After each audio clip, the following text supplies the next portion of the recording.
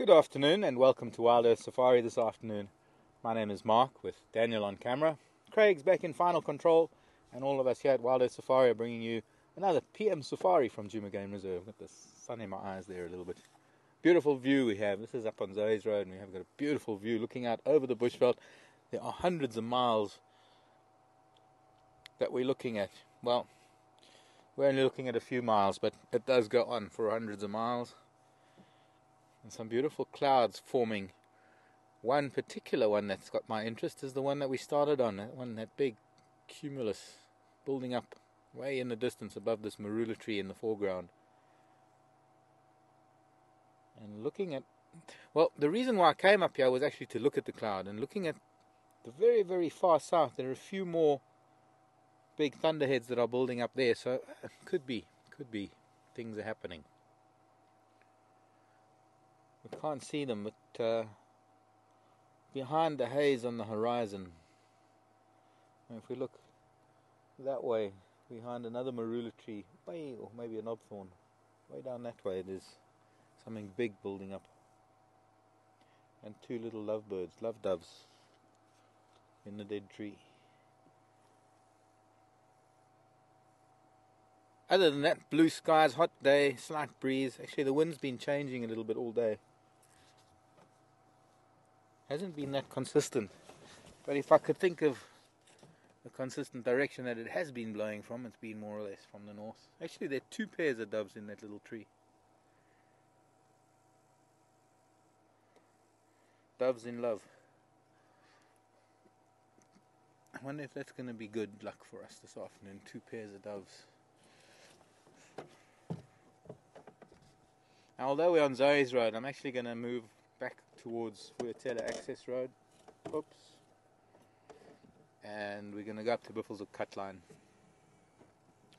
I want to make our way to the east. We'll keep the sun to our back while it's still pretty hot and pretty bright. Keep the sun to our back for a while.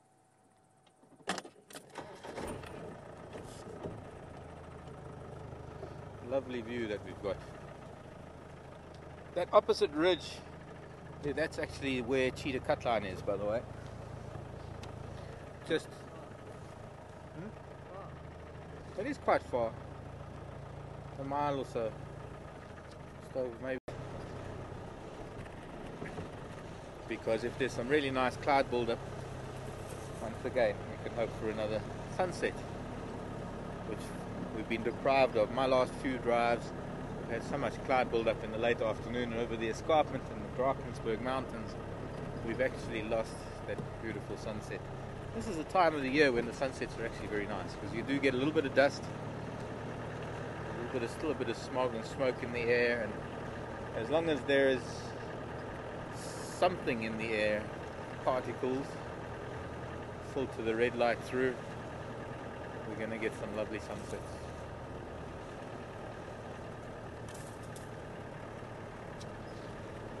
Well, welcome also to any new viewers that might be watching. We are broadcasting on another website now. I forget what's it called. Ustream, I think. If I'm not mistaken. And any new viewers that there may be, YouTube, Ustream, JTV, Wild Earth. So it's a brief drive into the sun just to get to Zoe's. No, actually not Zoe's, I mean to Aubrey's. We're on Zoe's. Let's go back to Gallagher Shortcut.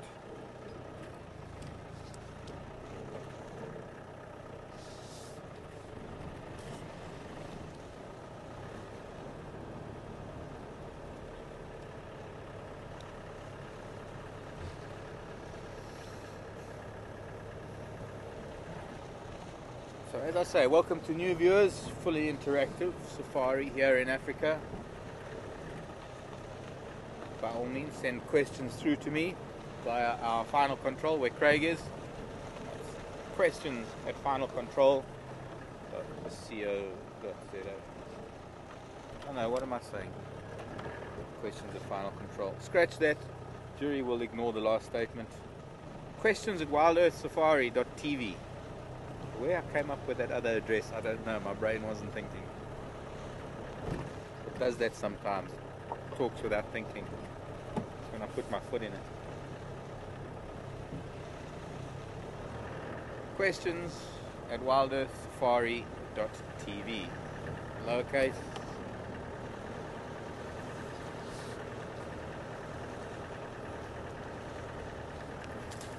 And that should actually satisfy those of you who doubt whether it's live or not. You just send me a question. It doesn't have to be a question like, is this live? Make it a little bit different. Like a question I got the other day from a 6-year-old. Why do vultures circle in the sky above a kill? Oh, lovely Nyala bull. And a little Nyala cow.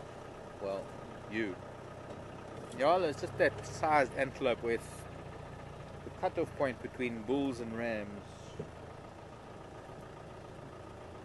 But the females are still a bit small to call them a cow. So I'd call it a ewe. A little bit dense, the vegetation here, so it's hard to see him.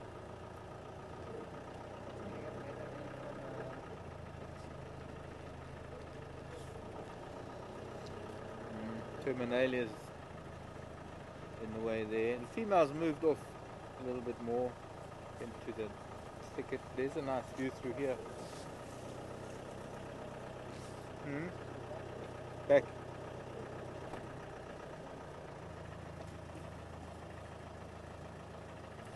That.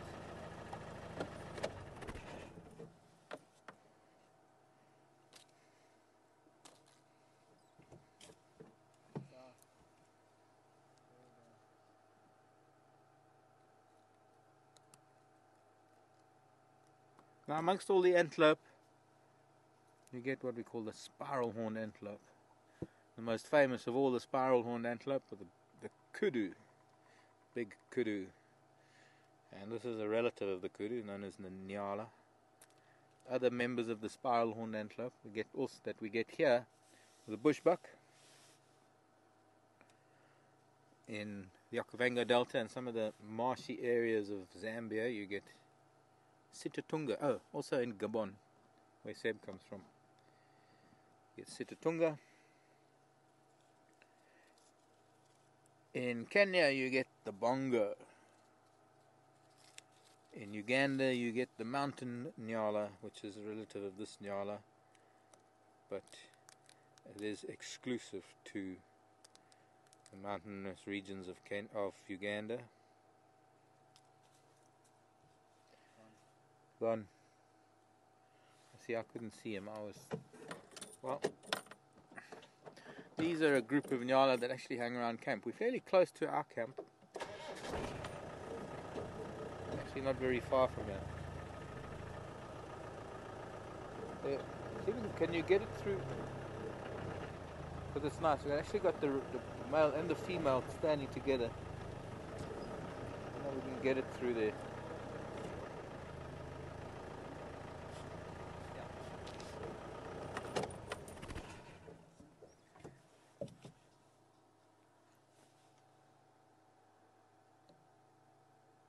The largest member of the spiral-horned antelope family is actually the eland, which is the largest antelope, although it does belong to a different genus.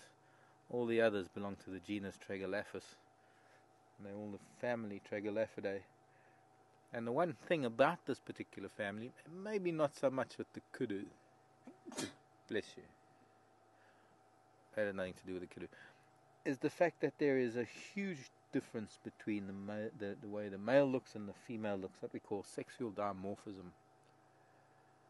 In other words, a difference between the male and the female. Now we know this is quite prevalent in birds and fish and lizards, snakes too, well, I guess we could say reptiles. But it isn't that common amongst mammals and antelope in particular. I mean, the lion, there's a big difference. Leopard, there isn't. So where you get a stark difference between males and females, is what we call dimorphism. And I think it's probably about the most noticeable in Nyala. The male being not only much larger, of course, but much darker. He has that lovely ridge of hair along his spine. In fact, I think if you were an early explorer and you came to Africa and animals hadn't been studied yet, and one day you saw a male nyala and the next day you saw a female nyala, I reckon you'd probably think that they are two separate animals, two different animals. But I'm hoping we'll be able to get a better view of nyala either today or in the days to come. The francolins have just been alarming ahead of us, and both of them reacted slightly, their ears turning and listening. Something disturbed some francolins up ahead along the road. We need to go and find out what that was. But before we do, actually I've got two things to show you in a raisin bush stalk, stem, branch, just here in front of me. It's quite interesting.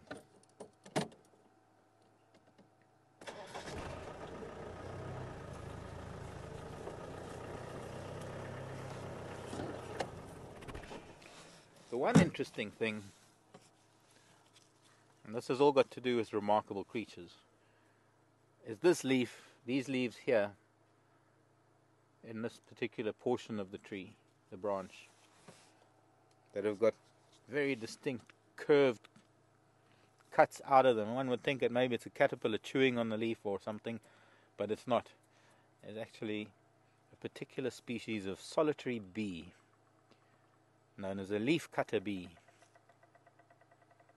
Oh, lovely woodpecker giving a territorial rap on some dead wood. Anyways, the leaf cutter bee cuts these perfectly little round circles out of leaves, and she sews them together, glues them together in a tube. She makes a tube out of that, and inside that tube she will make a mixture of pollen and honey, and like a paste, a very thick paste, which is the food for her larva, and she'll lay an egg inside that tube of leaves. And I've often found in the spines of my book, if I leave a book in the spine of a book, between the pages and the actual spine, there's always that gap. And if you leave a book lying around that's open, it opens up that bit of the spine. It's one of the places that I've noticed leafcutter bees build their nest quite a lot. The other thing that I can show you here is another very interesting use of leaves by an insect. This is a caterpillar that's rolled up a leaf, and we can actually see how she's glued it. You can see some of the silk that she's sewed it together. There's a living caterpillar inside here, and that caterpillar obviously is feeding on some of the leaves here. Comes out at night. In fact, lower down on the stem I can see where the caterpillar's been feeding. I'm just going to pick that leaf, hang on a sec, and put it next to it. Probably sleeping here during the day and going out to feed at night. And you can see that there's a difference between the way this caterpillar is feeding on the leaf and the way the leaf cutter does. In fact, here's another leaf that the caterpillar has been feeding on. Can't quite see what I'm looking away from the monitor, but anyways, this caterpillar folds over the tip of the leaf to close off the entrance and rolls it up. Now I have to be honest, in all the time that I've seen this since a kid, I've actually never watched them do it. Here's another one that is still in the process of rolling up the leaf. She's doing it bit by bit. The leaf's still going to be rolled up a lot more as the caterpillar grows. Ingenious ways that animals use their surroundings to make places to hide.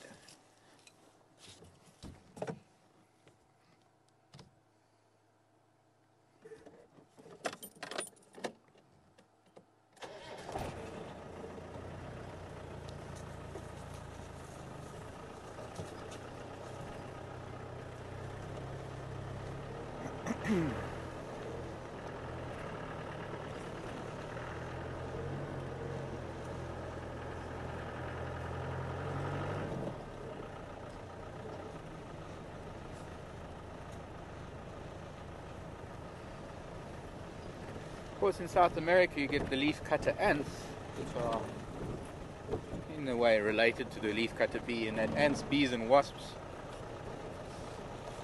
are all related, but we don't get leaf cutter ants that take these pieces of leaf back to the nest. actually been some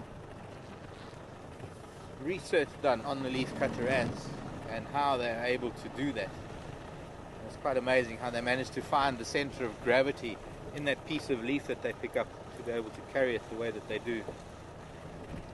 I don't think we're going to find anything that caused these francolins to...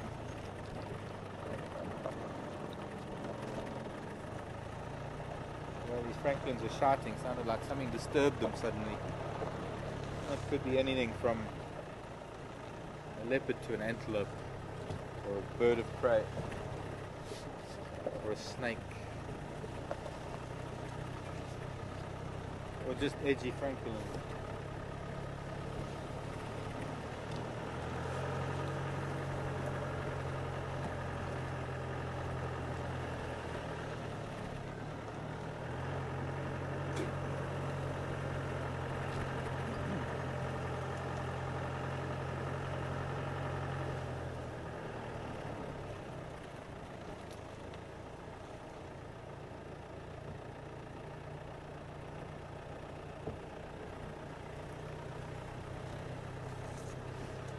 Hello Phyllis. Shalom. Hope you had a good Pesach. Phyllis is asking, Sunday evening I was chatting to Jacques and we were talking about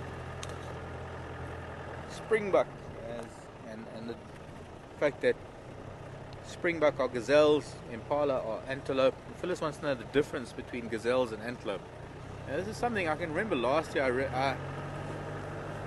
I went into this in depth last year because we had a discussion about pronghorn antelope that occur in North America, and it was more because we were comparing antelope to deer, and the fact that deer lose their horns, antelope don't. Yeah, pronghorn. This is what I discovered last year, just doing a bit of research, that pronghorns are a bit of both. But anyways, we're not talking about pronghorns now. I thought pronghorns were gazelles, but they're not. They're in a group of their own. And I did go into this in depth, but I can't remember much about what I learned. And the difference between gazelles and antelope. Well, I can't tell you that gazelles, both males and females, have horns, because in antelope there are some antelope species where the females have horns. And you'll find that a lot of open plains animals that live out in the open plains, where security is quite an important thing and defense is quite an important thing, that's where both males and females tend to have horns. And antelope that tend to live in or move through denser vegetation, they don't. So that's not really a comparison or a difference between the two. At this stage, it's mostly taxonomic. I mean, there are physiological differences. The gazelles, while both males and females do have horns, and there are very distinct markings that they have because they're open plains animals, that also isn't unique to gazelles, because there are some antelope that are like that as well. So the gazelles, I think it's just in terms of the way they're classified, the gazelles belong to a different family than the antelope. Antilopenae, I forget, the gazelles belong to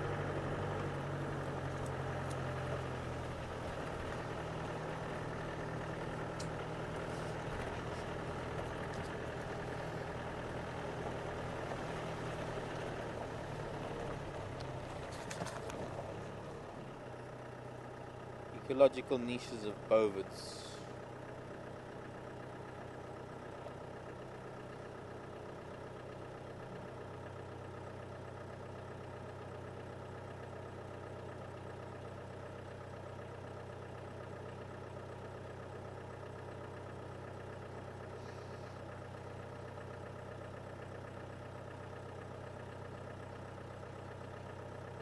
Okay, I'm just gonna have to just look at this quickly because I need to catch up. Why do they have to write so small? my new glasses.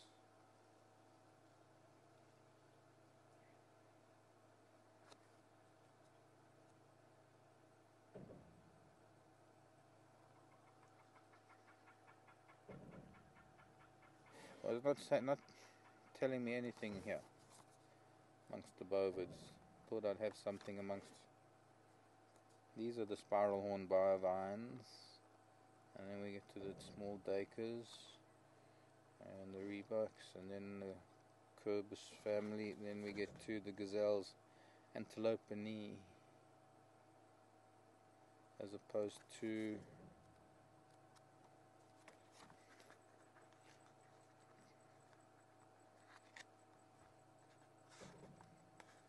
I know something I'm going to do. I will look up in greater detail, Phyllis.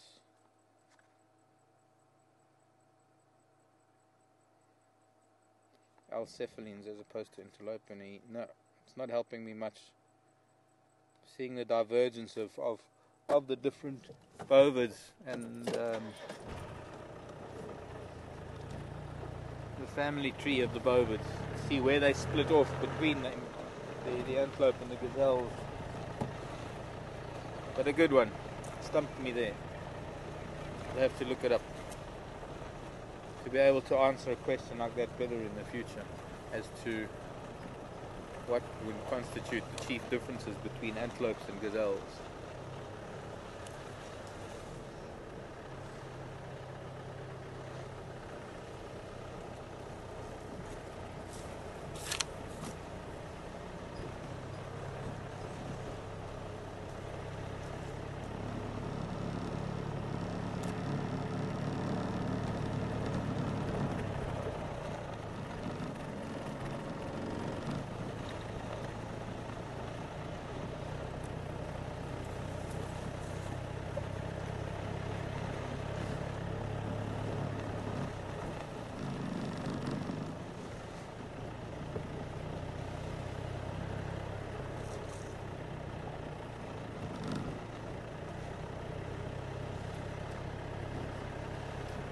Melanie. What is this? Melanie from France. What happens to baby hyena when the mom dies? Gee, okay. Another question that stumped me this afternoon. I guess one of the subordinate females takes over, but whether she lactates to take over the suckling of the youngsters, I don't know. Obviously it depends on whether they are still being weaned or not, and if they have been weaned and they're eating meat, it wouldn't really matter. But I assume, Melanie, you're talking about young hyenas that might be still suckling.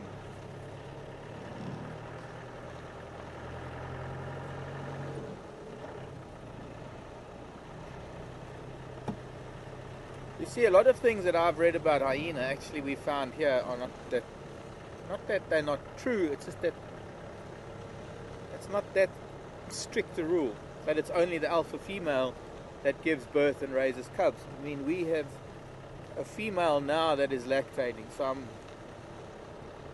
what I saw at the den the other day, in fact maybe this evening we'll go to the den because it's afternoon, we've seen them in the morning, maybe if we go and have a look this evening. Only problem is that they're a bit young to shine lights on. I think about it. But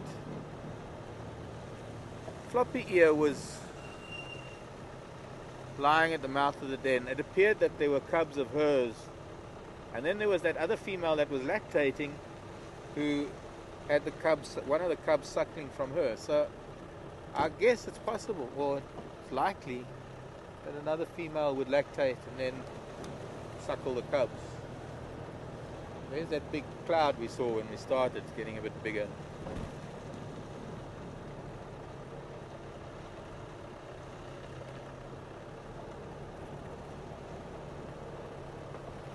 Now we're on Buffalo's cut line, we're heading east. The sun on our backs.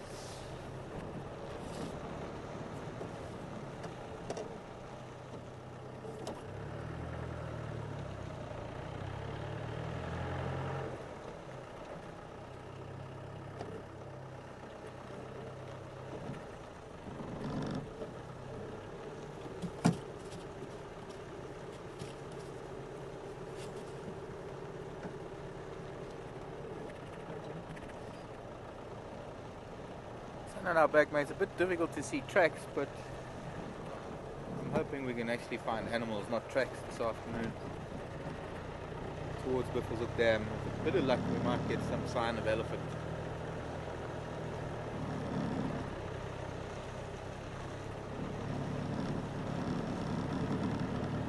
Okay, so this seems to be stump Mark questions today.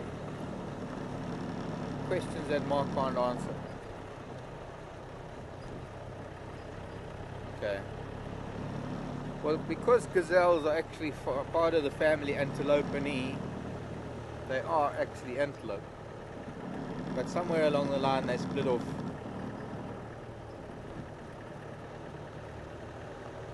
Because we have Thompson's, Grant's, gazelle, springbok.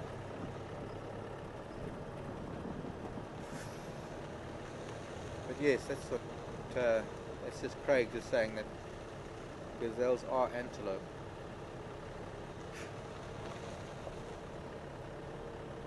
Somewhere there's a split in the family tree.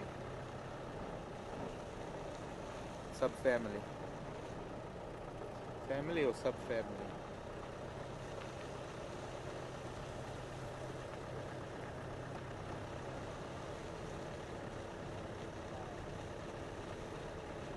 Yeah, Antilopeinae.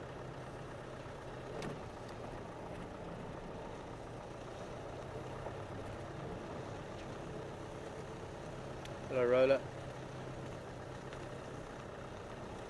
Coming up to Tunguti Pan on our left.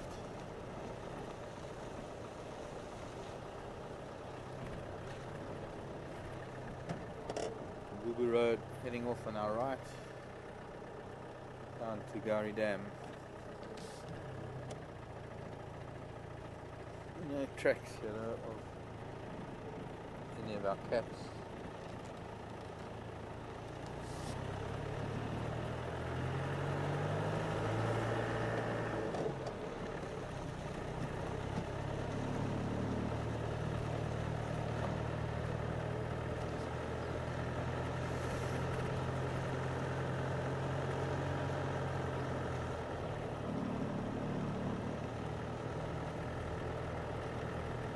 Freedom Day for us today in South Africa.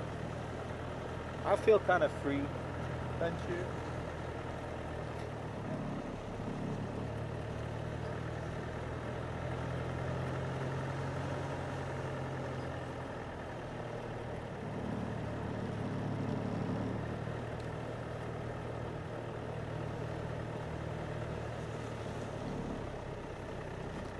But it was today 17 years ago when our first democratic elections in South Africa. Nelson Mandela was elected president, probably the best president we've ever had and will have for years to come. I think those shoes are a little bit too big to fill for the likes of some of the characters we have in politics today that are heading that way. One in particular, no names mentioned, who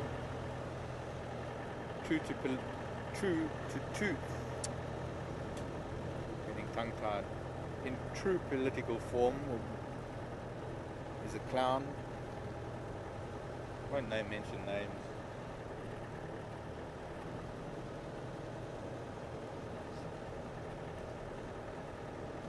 He had a similar name to Caesar.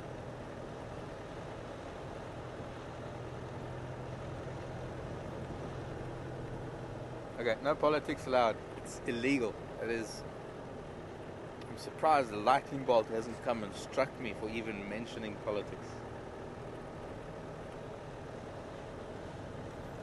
This is an apolitical presentation. Only politics we talk about is lion politics and leopard politics.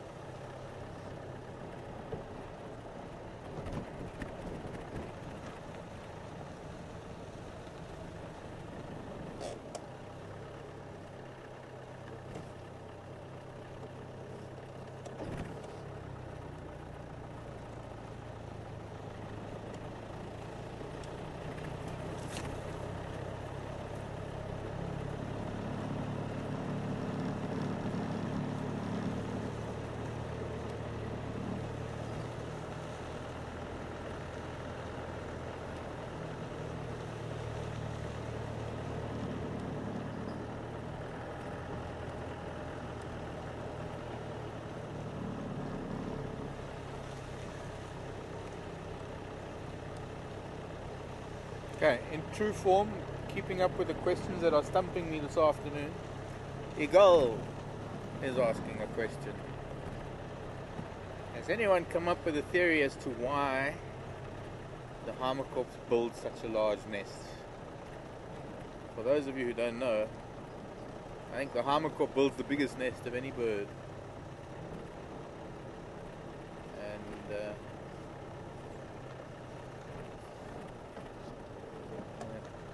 before we carry on, I was going to ask the tractor driver if he's seen anything up Buffelshoek Cutline way before we go over to Buffelshoek Dam.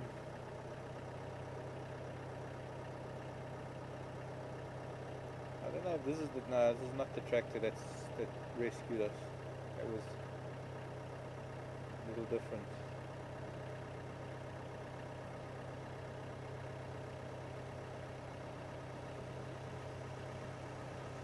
Could have been. There aren't many four-wheel drive tractors in this Harvey Sand. Wanneer in low? In low. Oh, okay. Vineyard. Oh, okay. Thanks. Okay, no, he hasn't seen any elephants coming from Torchwood.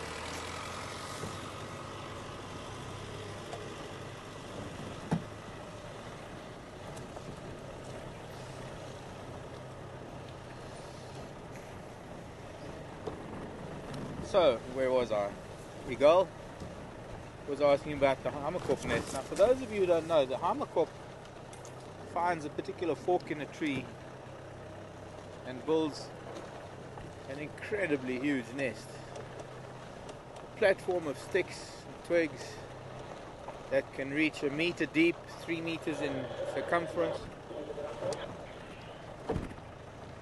Afternoon, Ephraim. So far nothing. I'm at Buffelshoek Dam.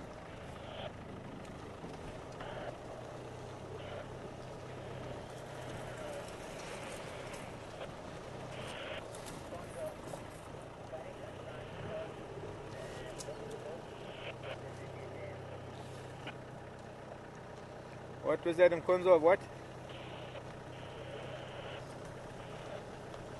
Oh. Okay, copy, thanks.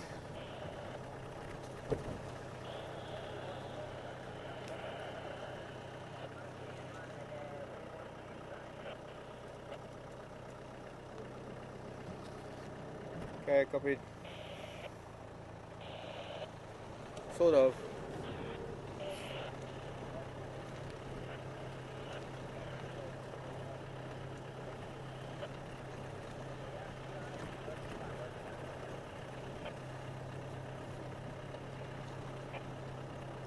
Ephraim, can you give me an update from this morning, please?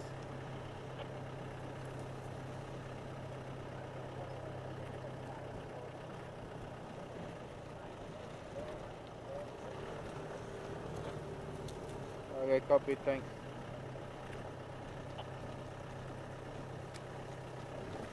Buffels. Think where it is that I've seen a Hamerkop nest here in Western Gowrie.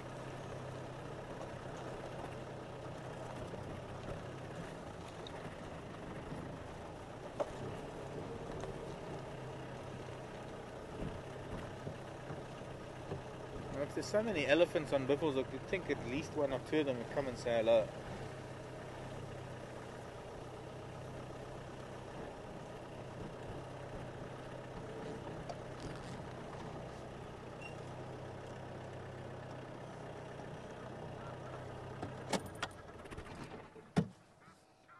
Geese are fighting because there's an extra pair of geese here now, I noticed. So they're complaining about each other. A lot of bulls here today, huh? Yeah.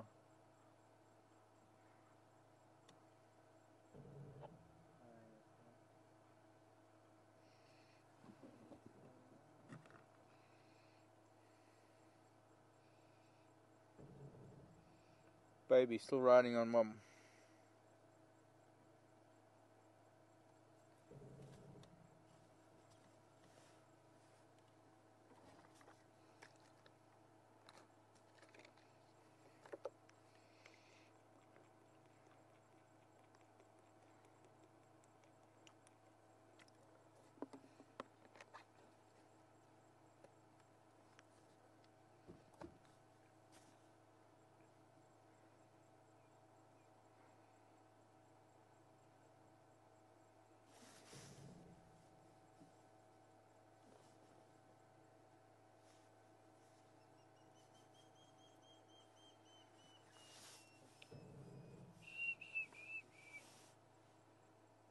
water thickney. Somewhere on the other side, calling.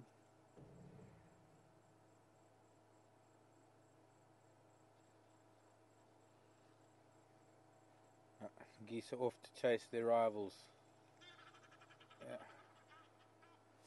Can we move in front of this? People are all watching. Let's just move in front of this buffalo thorn. Let's see. A little while, probably about a year ago, so maybe even longer, when there were geese fighting at Gowrie Dam like this, they were so engrossed in this territorial battle that they didn't notice Induna creeping up on the bank, and the Induna actually took one of them. Yeah, they're going to chase that other one in the tree. Yeah, just lodged him from the branch. This is their water. Egyptian goose prime real estate, and they are intruders.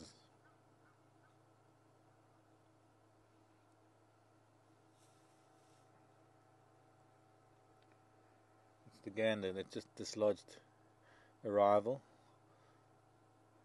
chased it off.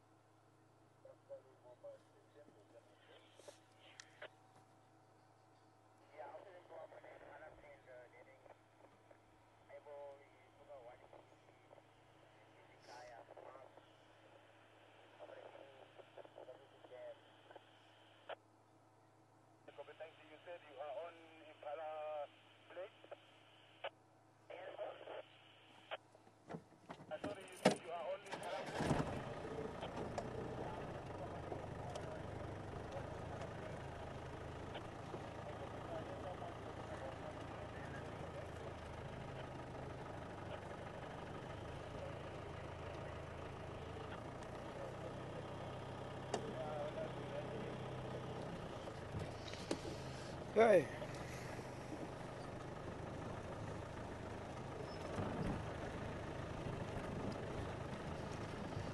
The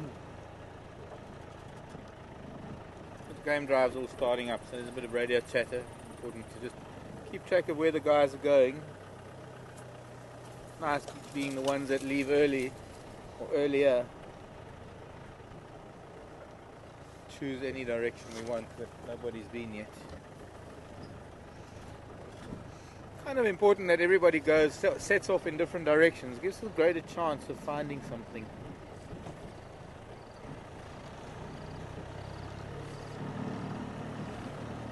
Evidently tracks of Karoo, and it would appear that she's left her cubs somewhere here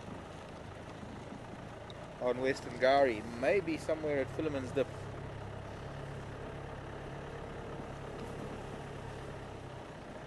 Worth maybe looking at a little bit later, because come nightfall she's going to want to go back to them. She's not going to leave her cubs overnight, not with hyena in the Buzzle cut line.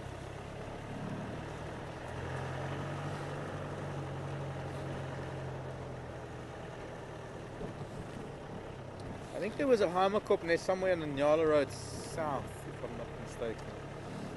I'm just trying to think where it was.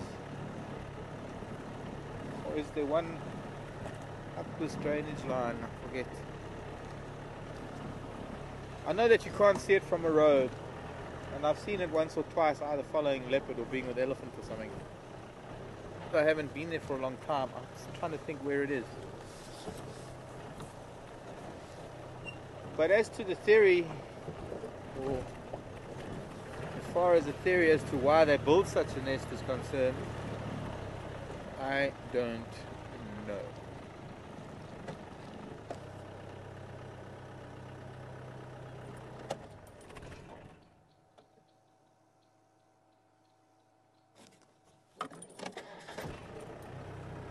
Hearing some birds alarming.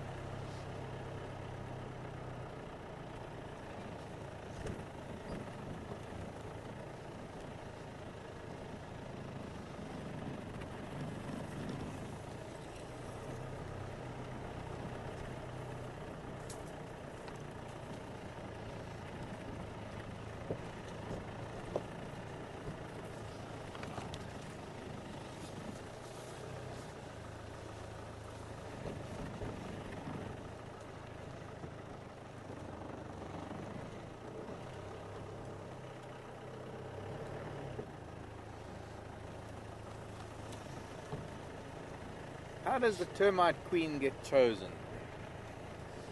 How does she get so fat and white?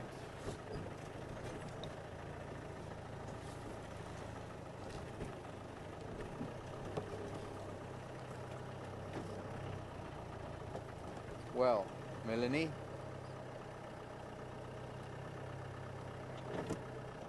should I stick to my usual answer this afternoon? I don't know. No, she gets fat and white because she's full of eggs and she's been fed things by the workers, nutrients, to produce all those eggs. How does she get chosen? I don't know how she gets chosen.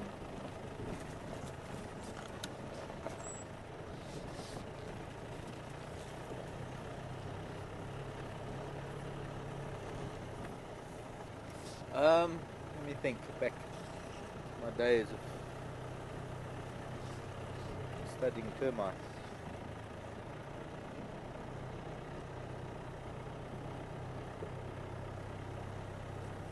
I don't know how she gets chosen. Melanie, stumped me there again. Is somebody keeping track? It's like about 3 questions, I don't know. In one afternoon. I guess I better find another job.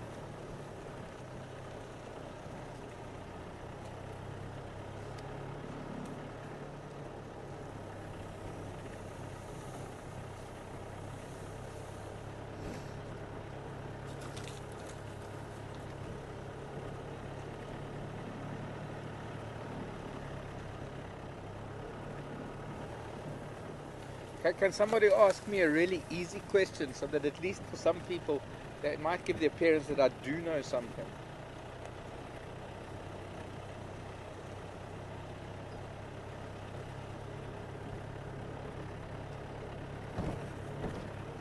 All I need is like 100 new viewers who are watching and they're saying, gee, what is this guy? Doesn't know anything.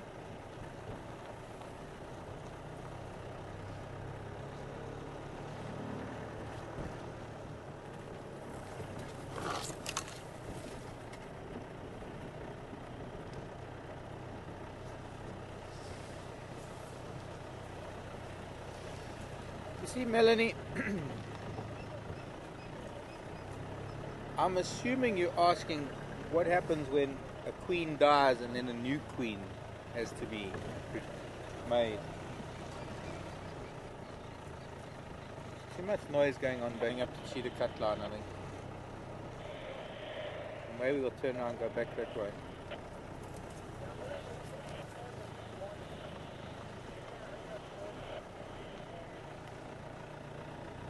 See, a new colony, the queen is the result of the reproductive case that have been had flying ants that are similar. Well, they do similar things to the flying termites, but the reproductives are released a certain time of the year in summer after thunderstorms, and these winged individuals fly off away from the nest. The act of flying is an important sequence of events that need to take place. They wouldn't be able to mate, they wouldn't be able to give off their pheromones or anything unless they fly. there's a sequence of events that has to take place. And the first thing is, of course, once the termite colony reaches a particular point where it is going to produce reproductives, otherwise they're mostly reproducing workers, sexless workers.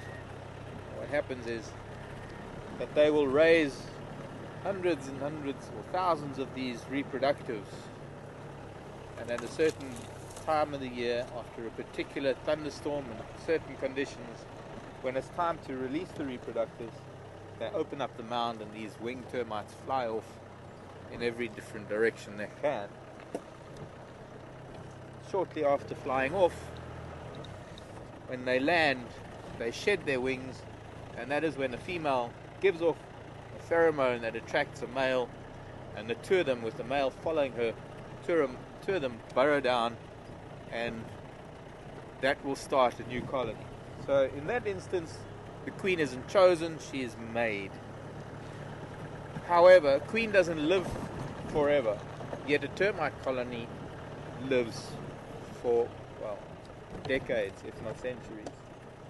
And so there has to be a replacement queen at some time during the colony's lifespan. Now, if the queen dies, what I do know is that, because that would be the primary queen, and the primary queen is normally, being the queen that probably stopped the termite colony, she would be a reproductive that is a particular size. She's big, she can produce 10, 20,000 eggs a day, perhaps even more. Now, if she dies before her time, before they've made any other reproductives, one of the workers will be fed certain things to enhance the reproductive system and will become a secondary queen, yet she won't have the same reproductive quality, the same reproductive rate as the primary queen. And a secondary queen isn't a very common sight in a termite colony, because the queen is not only the one that is laying the eggs, the queen is also giving off pheromones that are the workers and running the colony. It's almost like this ephemeral, this it's hard to explain, but the pheromones that she gives off, these are airborne hormones, are what drive the workers to do what they do. And a secondary to guide the colony as much as primary queen, but also her reproductive state or her reproductive rate isn't as good. So it is difficult for her to make as many termites or worker termites as the primary queen to be able to sustain the colony. And so the colony, that's one of the reasons why you might find a colony collapsing, is because the secondary queen can't quite match the reproductive rate of the primary queen to make enough workers to maintain that sized colony. So the colony shrinks to the point where it actually sustains itself. Believe it or not, secondary queen dies, there can become a tertiary queen, which is even smaller. She's only a little bit bigger than the workers, and she can only maintain a very, very low rate of reproduction, and that is why you hardly will ever find, I'm going by what I've studied, what I've learnt in books, you'll hardly ever find a tertiary queen. In my entire life, I have never dug open a termite mound. I don't believe in it. I think it is probably one of the most destructive things a human can do. Hello, monarchs. African monarch butterflies. And if I think about probably up until about the 1960s perhaps, termite mounds were harvested for the clay to make tennis courts. I don't know what they make clay courts out of these days, but I do know that there was a time when the clay of termite mounds was used quite extensively in making clay tennis courts. I suppose there was a bit of study done on the termites in the process. There have been some that have studied them in depth.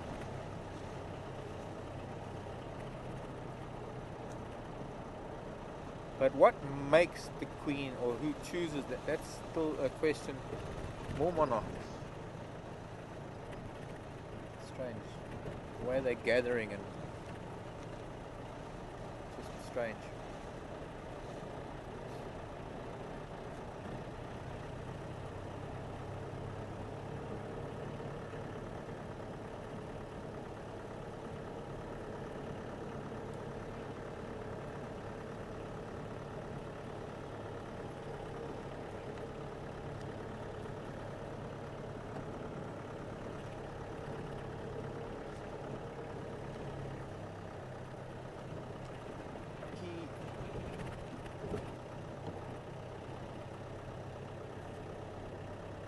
I think we are going to make our way back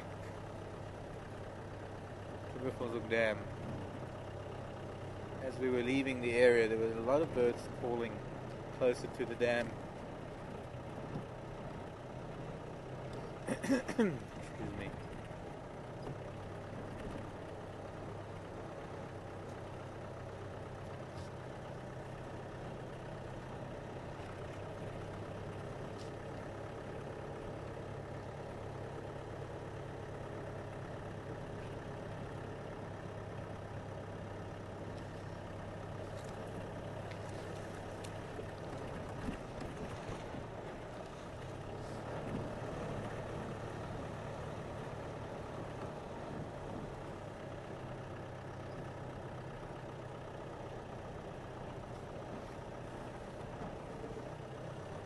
Taxonomical breakdown of the killer whale.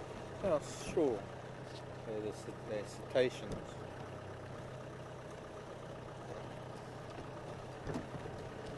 Roy wants to know the tallest termite mound I've ever seen. It would have been probably in Tanzania, probably close on 15 feet, I reckon it was. Maybe a little taller. It was in Tarangire National Park. I saw it on a walk one day. Its pinnacle, the tip of its pinnacle was reaching one of the higher branches to be by no means the tallest. I know they can reach up to 20 feet. Drongo, you were in such a nice position to take a photograph, but you're gone now. Following us. Oh no. In case of follow me, I'm right behind you. We following the Drongo.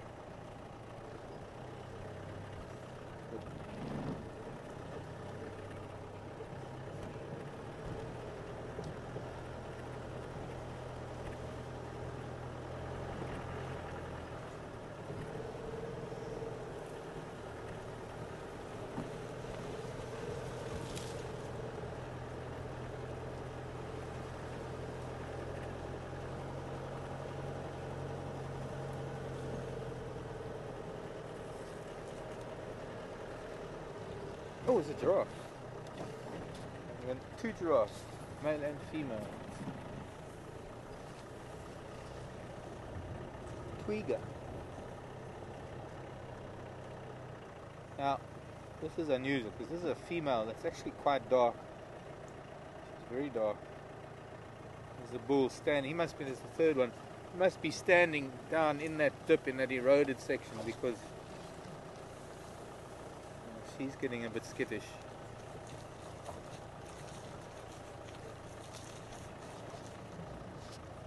They can be sensitive when they're standing in thick bush. They don't really allow you to get too close.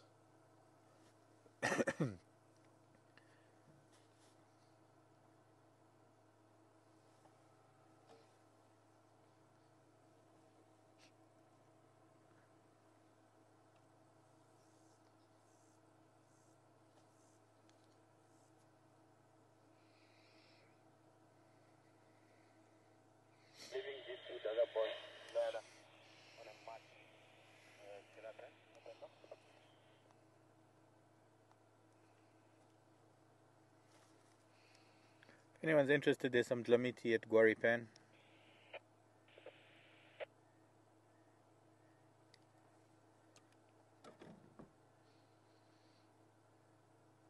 Now if we were to go up on the road close to them, we're going to be looking directly into the sun, so it's not a great view. Not a great view of them.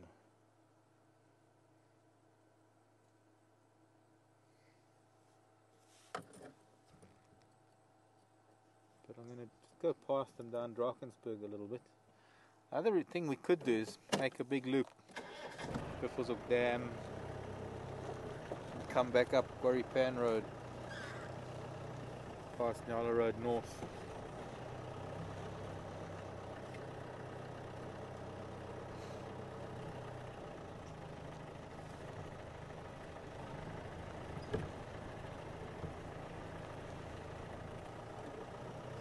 It's not too bad. That's quite a nice view actually. That would work so well in 3D.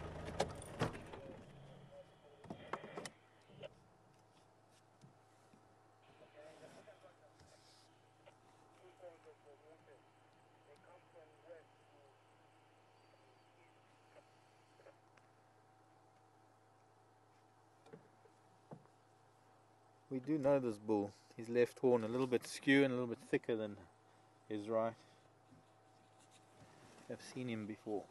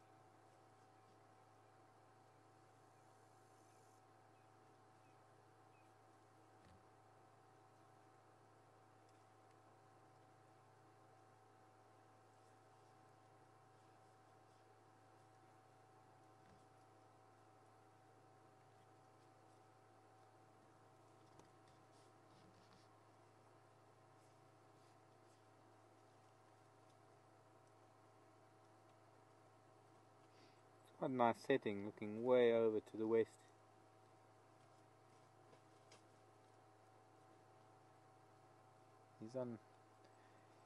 He's on unstable ground there. There's quite serious erosion. And now, specifically to hunt giraffe, they actually chased giraffe into this kind of eroded area because it has a greater chance of slipping. You can see he was very unsure of his footing when he was moving there. For a minute there I thought he was limping, but I don't think he is. I think it's just gravelly, deep oil thing growing, and there's a lot of surface pebbles. Well, there are a lot of surface pebbles for a big giraffe with very wide feet and a lot of weight. That could become very slippery.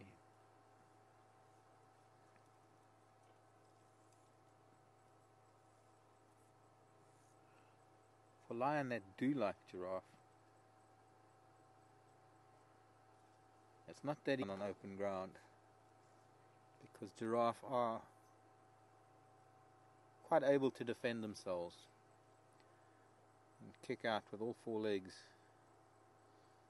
and it's normally under different conditions that lion will hunt them, depending of course how many lion there are. Another giraffe, another female coming out in front of us. Hello, madam.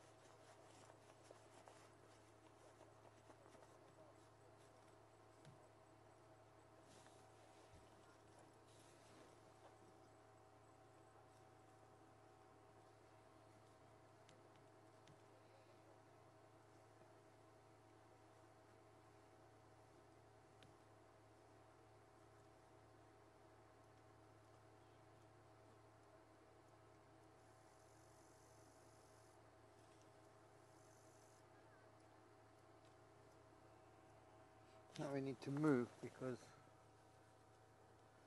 we don't have a visual of any of them anymore.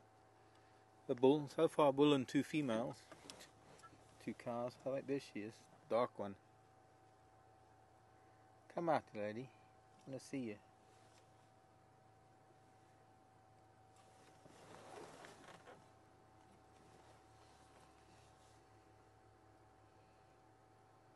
Come on. Very deep gully just in front of her, so I'm not too sure if she is going to come out there.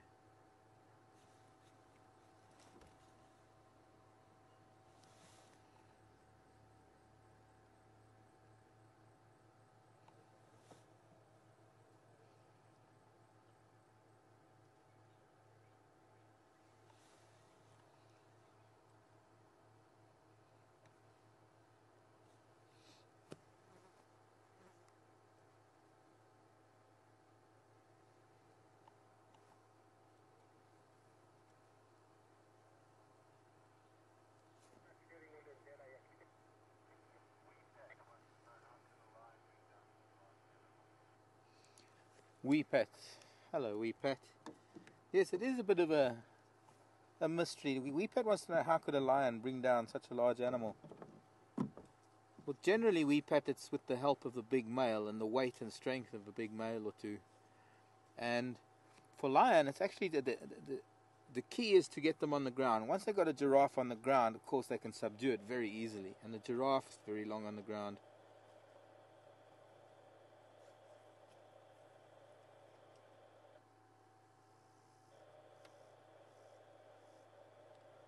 And that is why the times that I've seen giraffe being hunted by lion, most of the time, it's been, they've used the terrain and I've seen them being chased into dry riverbeds and very steep banks, dry riverbeds. I've seen them being chased over very rocky ground where they can trip up.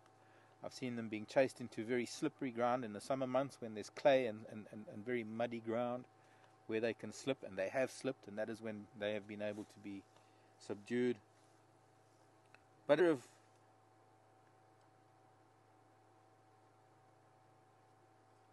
a matter of getting that giraffe down to be able to get to its neck. And once it's on the ground, it doesn't last very long. A giraffe on the ground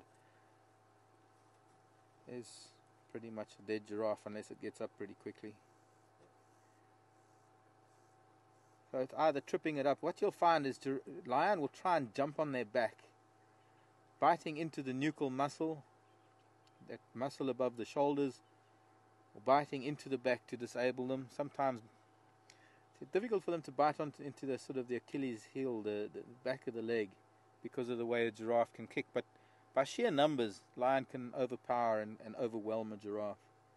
There are some lion prides that specialize in giraffe, and they pretty much only hunt giraffe. That reminds me, we haven't been to see that giraffe carcass on Vulture's Nest for a long time. See what it looks like after a couple of months of rain and insect activity. Be interesting to see what it looks like. Now a vehicle has just come up that road that I was going to drive down from Buffelshoek Dam. Obviously nothing down there, so I think we'll give that a miss for now. We're going to carry on south down Drakensberg, which is where we are now.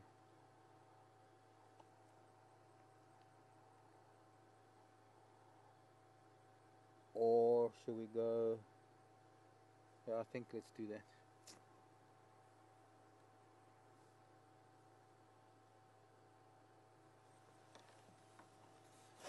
Bye, giraffe.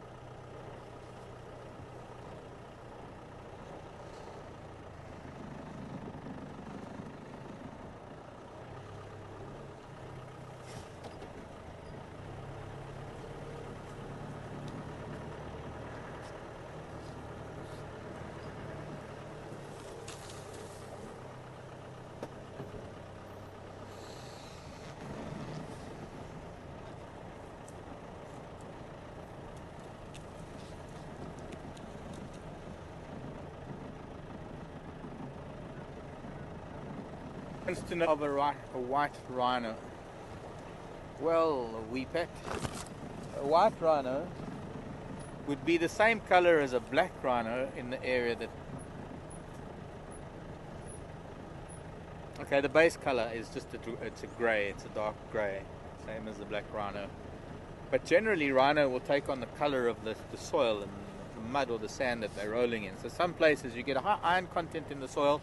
Iron oxidizes, makes it very red, that very typical red soil that is somewhat associated with Africa. I know they're oxidized, so it must be everywhere. I've seen black rhino that look very, very red from rolling in red mud. Most often you find the clay that they will roll in is black, what we call black cotton soils. If rhino were rolling in this very pure world, and after they were wet, they would appear to be a lot paler. And sometimes you get some quite even paler sand, paler dust, where that could make even a black rhino look white. But you see, Weepat, the name white rhino, because it has nothing to do with the color. And that is why it's a much better name to call the rhino square-lipped rhinoceros or wide-mouthed rhinoceros. In some places they even call it the grassland rhinoceros because they're grazers, they eat grass and they mostly only live in the grasslands. The black rhinoceros, which is a browser, it eats leaves, actually has a sharp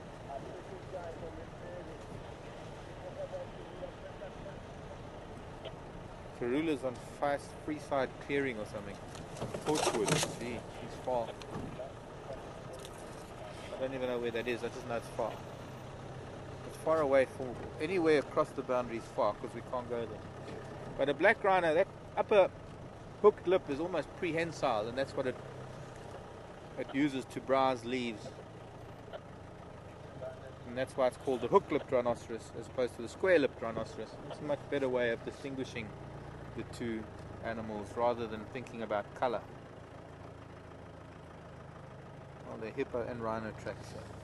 Old ones, very old ones. Hello, mongoose.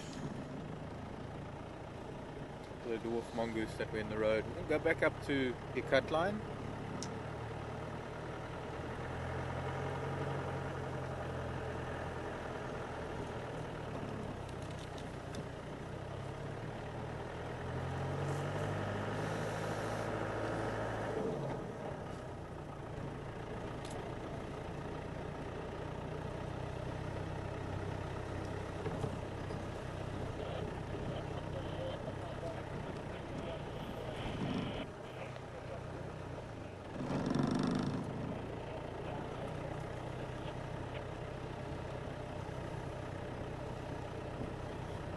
I'd like to keep track of where Karula is. They found her somewhere up on Torchwood. And I'd like to find out, well, just keep track of which way she's moving, just in case. Well, it's not just in case. If she's left her cubs here, then she's definitely going to be coming back here later. And we'd like to catch up with her.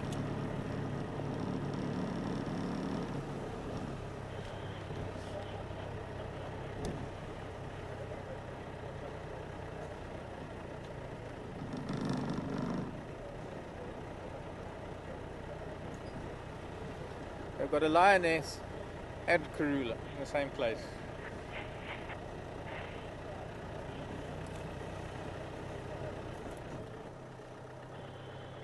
I don't know whether it's Freeside Clearing or Fireside Clearing. Is that the picnic area that we were at today? No, this is on Torchwood. That's called Bushbrae site where we were. And that clearing is called Quarantine. No, this is somewhere here. Well, just north of here on Buffelshoek. Well, Torchwood, part of Buffelshoek.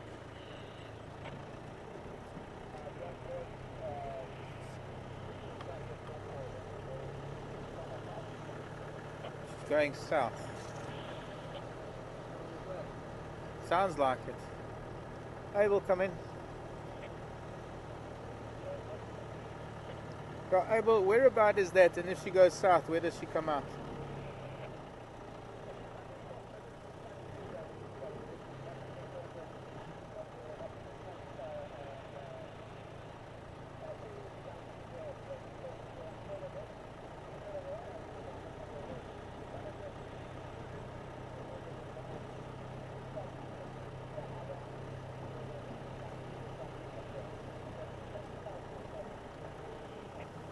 Okay, copy. I'll get back to you in a minute. Hey, Elvis. Hey, Matt. Fine and you, but Good. good. Afternoon, all. Did you book us in? No, it's Lamiti at Quarry Pen. What about Niachi? Didn't check the Chelapen. Chela? I heard Henry saying the Chelapen. Okay. Sure. Bye.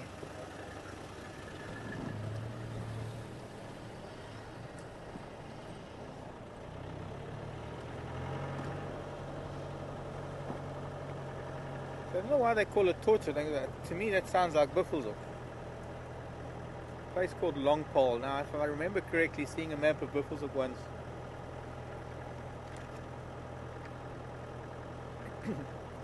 That's like north of Treehouse, not Treehouse, Tambuti Dam, Tambuti Pan, somewhere there.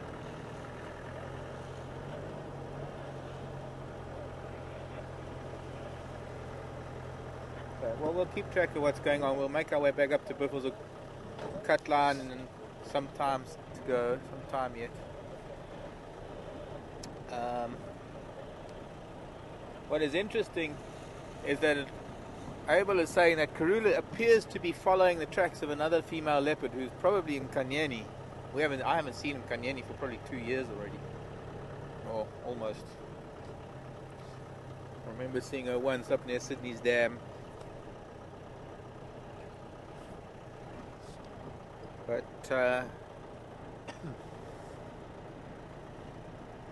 be interesting, that one. Know what's going on. Karula following another leopard, bumping into a lioness. I don't know if they bumped in. She bumped into the lioness, or they're just in a similar area. Karula, there's no danger for her unless she gets surprised by a lioness. But she can scoot up a tree pretty quickly, and the lionesses, although lions do climb trees, and I've seen lionesses, even adult lionesses, sometimes 20, 25 feet up a marula tree. It's not that easy for them to climb, and of course the leopard being a lot smaller and a lot lighter, leopards can get way out into the thinner branches that a lioness or a lion couldn't get to. I don't think she's in any danger.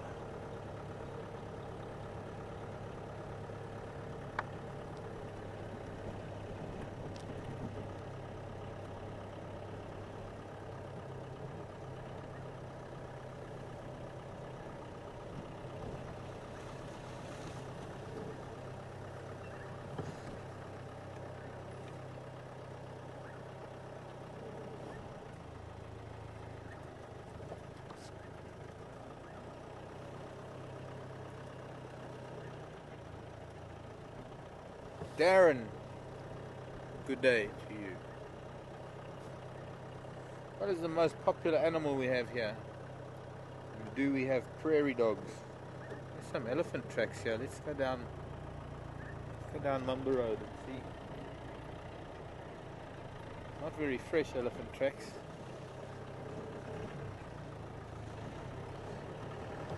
Prairie dogs only in North America, Darren. Prairie dogs are a type of rodent. We don't have prairie dogs.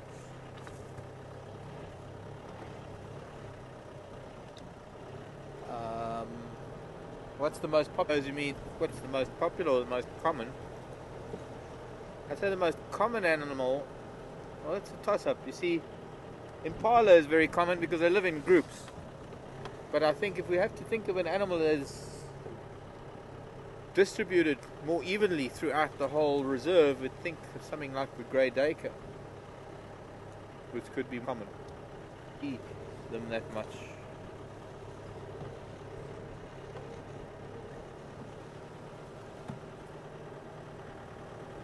I mean, we don't even have something like a prairie dog. Maybe something the same size as a prairie dog, is maybe it's a bit smaller, is the Hyrax family, Hyracoidea. But they are not rodents. They are their own family, closer related to elephants than anything else.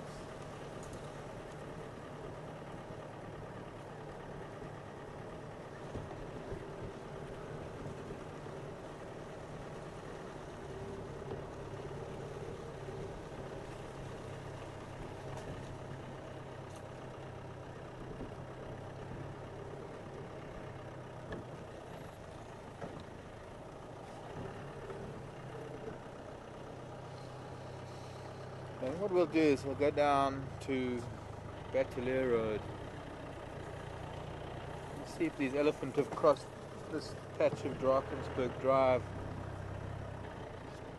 The tracks look like they might have been either last night or this morning.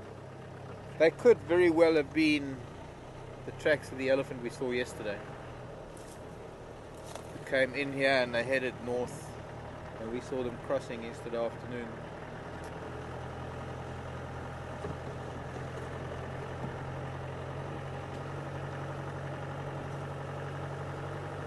Although I didn't see any tracks crossing Pipeline Road, the road that we took down from the cut line down towards Warripan.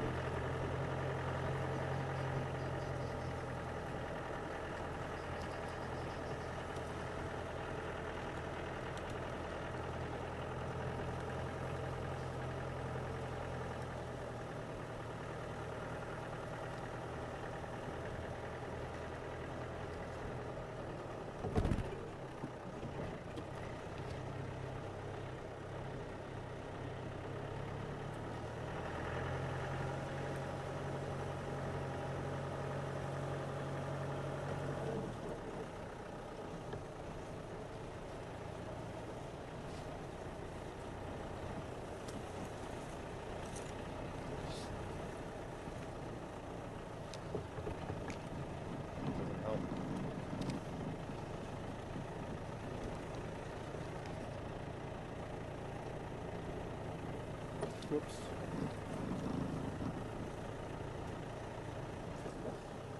This looks like elephant tracks here. Some digging.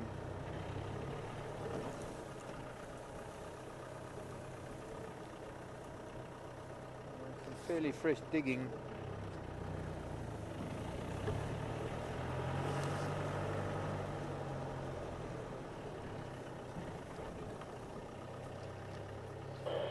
Yep. This is where they were, and they headed north along here. So they came from Cheetah Cutler and they came at an angle through here.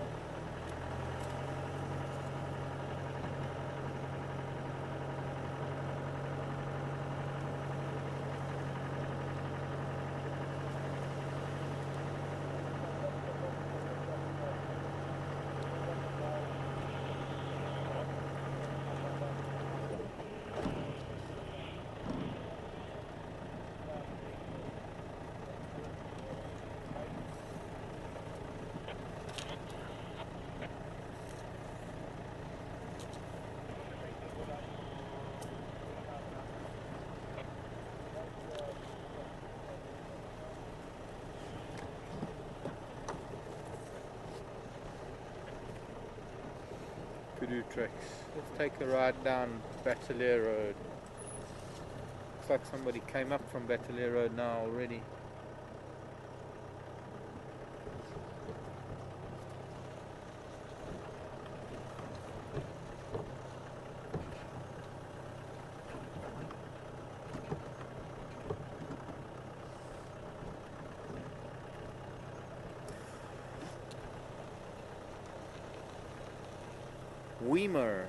Weema, the new name. I want you to know how long giraffe live for and the growth stages of giraffe. I'd say giraffe live for just under 30 years, 25 to 28 years perhaps. Growth stages, well, pregnancy, birth, juvenile, subadult, adult. They have an incomplete metamorphosis. No, I'm joking, they don't have a metamorphosis. I don't know what you mean by growth stages.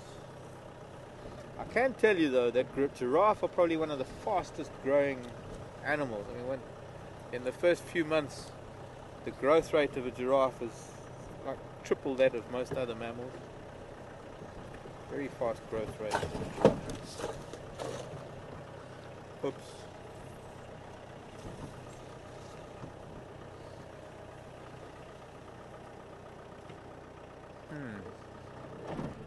Now looking like nobody's been driving here. I'm expecting that those elephant might have come through at an angle, and maybe we're going to find some sign of them somewhere nearby.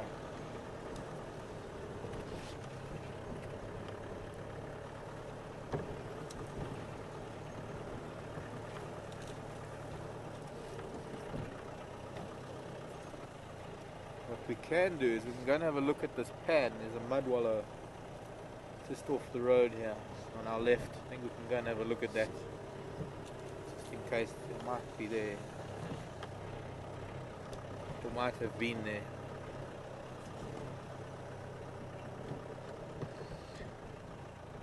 Hello, Lisa. No, unfortunately, or not unfortunately, but as far as I know, the cubs have not been named yet. Lisa wants to know if the cubs have been named yet. Well, there is one individual that has given them his own names, but his names have never stuck because they're his own personal names for the animals. That's buffalo.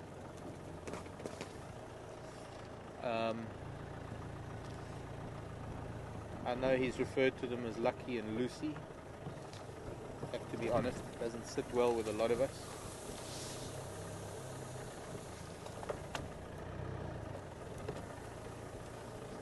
Nothing in here, but we might as well go to the water anyway just to see if these elephants have been there.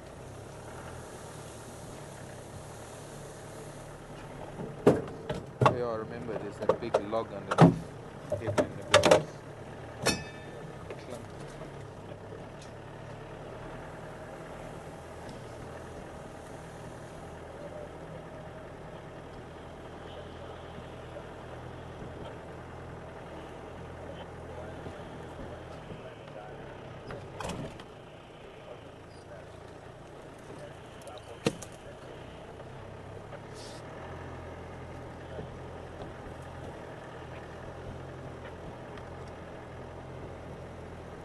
Still water here. Well, I'm not surprised there's still water.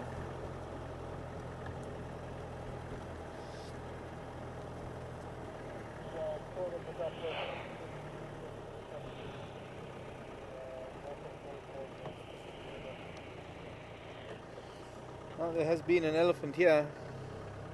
One of them must have been here. At least one of them.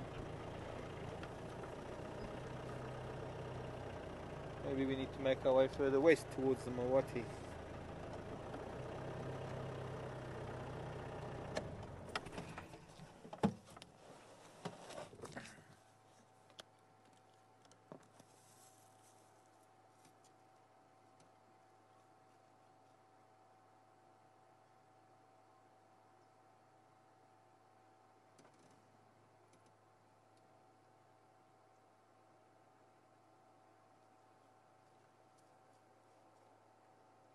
There they are. I just heard one screaming.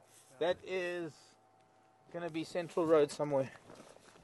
Central Road, Nyala Road North, somewhere there. I just heard them. A youngster being disciplined. Now, of course, I'm going to try and find them. That is going to be a test. But nice to know. Definitely got elephants on Western Gowrie.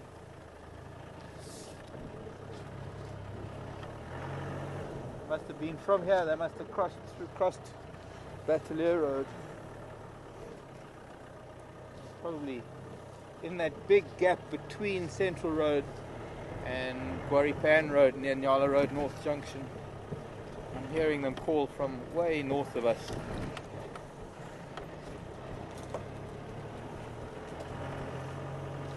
Elephants, elephants, elephants, elephants, elephants, elephants. Tembo. Slow.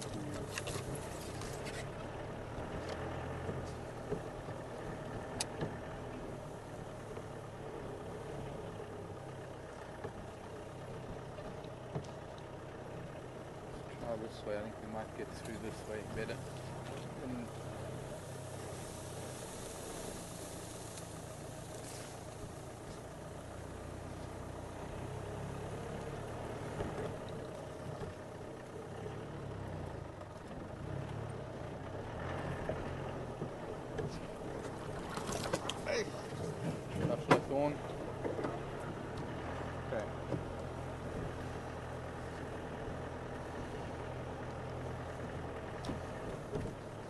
fact, where I heard those elephants, well, there was one elephant really, where I heard that elephant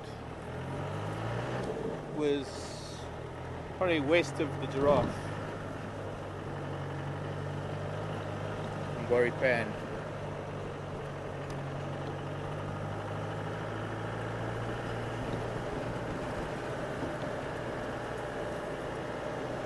If they came across from Torchwood and they've come to this pan and they're now north here, they are moving north, which means that they're probably, possibly going to be heading to Dam this afternoon, this evening.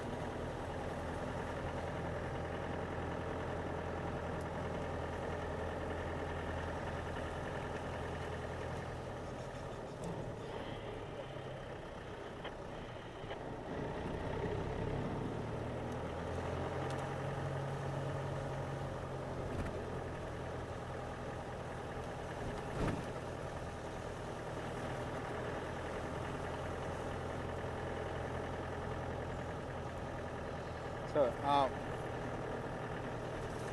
course of action is going to be down Central Road and then Nyala Road north. Here the giraffe, they already come this far south from Gori Pan, one of the females.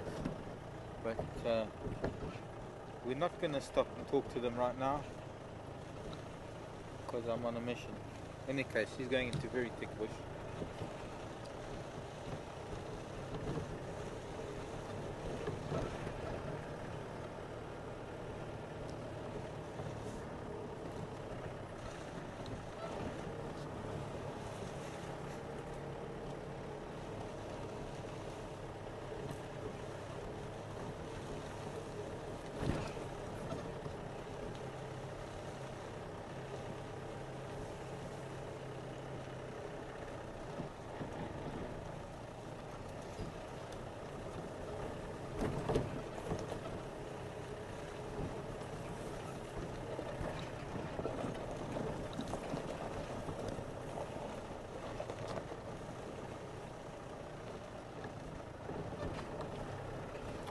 Now coming up to an area that is more or less due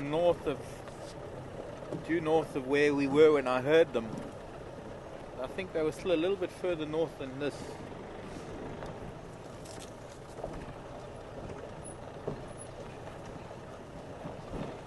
It sounded quite far where that youngster was screaming from.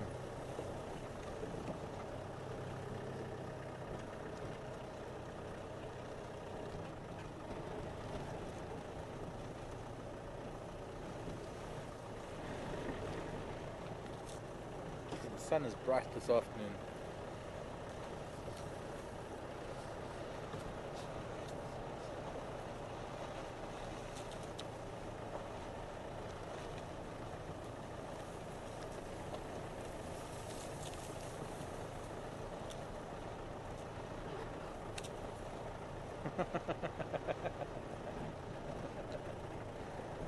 Hello, Darren. Darren was supposed to say here, leaves in the road. This is where they must have crossed. Okay, we're getting closer. Darren was supposed to say African wild dog, not prairie dogs. Yes, Darren and Mrs. Darren. Wild dog. We do have them here.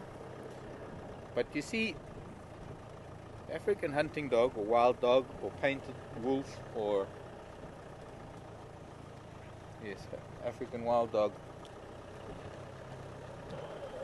cover exceptionally large areas. They don't stay still for a minute. Well, no, they do when they're eating, and sometimes they go to sleep. Hello, you too. Oh, you're flying away. Very well. Pair of go-away birds. So we can only be satisfied with viewing them when they come through our area from time to time, and sometimes there'll be times when they will cross through our area within 10-15 minutes.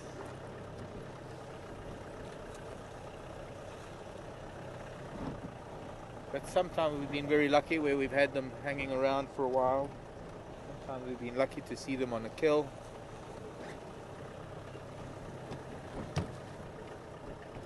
But they are incredible animals.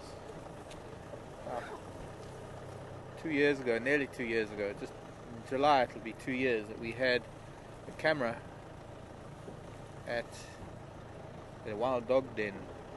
We had 24 hours of this wild dog clan pack. And the day we went live with the camera was the day that the pups came out of the den for the first time. Franklins, can you move off the road, please? Thank you. I'm looking for elephants.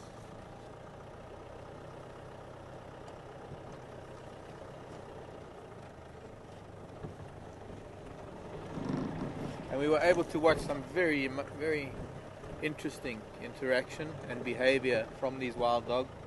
I learned something through that, having that camera. One of the interesting things that I learned was that the adults, here some tracks now. Not very fresh, you know, they are quite fresh actually. Getting closer. Elephant Papoose drainage line, I'm sure. We're getting closer. This is where we saw the owl last night.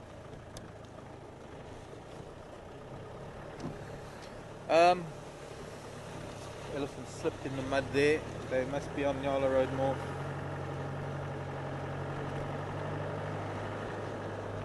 Been in the water on our left, where I was sprayed with mud 2 Aprils ago.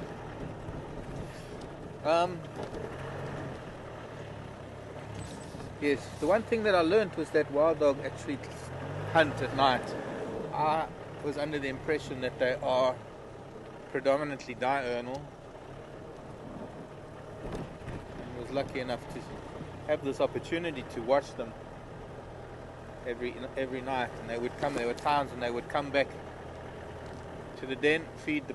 Oh, here, all the elephant tracks here. We're getting really, really close now. A lot of fresh tracks in the road, as well as hippo tracks. Hoping we're getting close.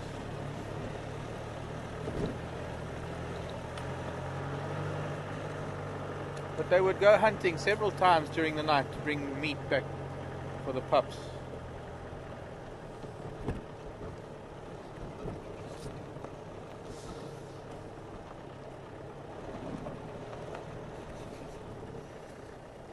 Fresh dung.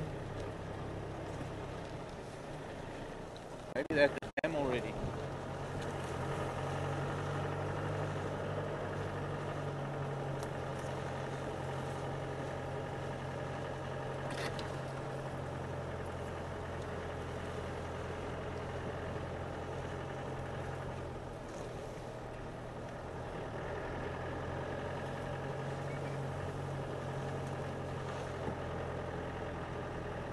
Still got tracks coming through here.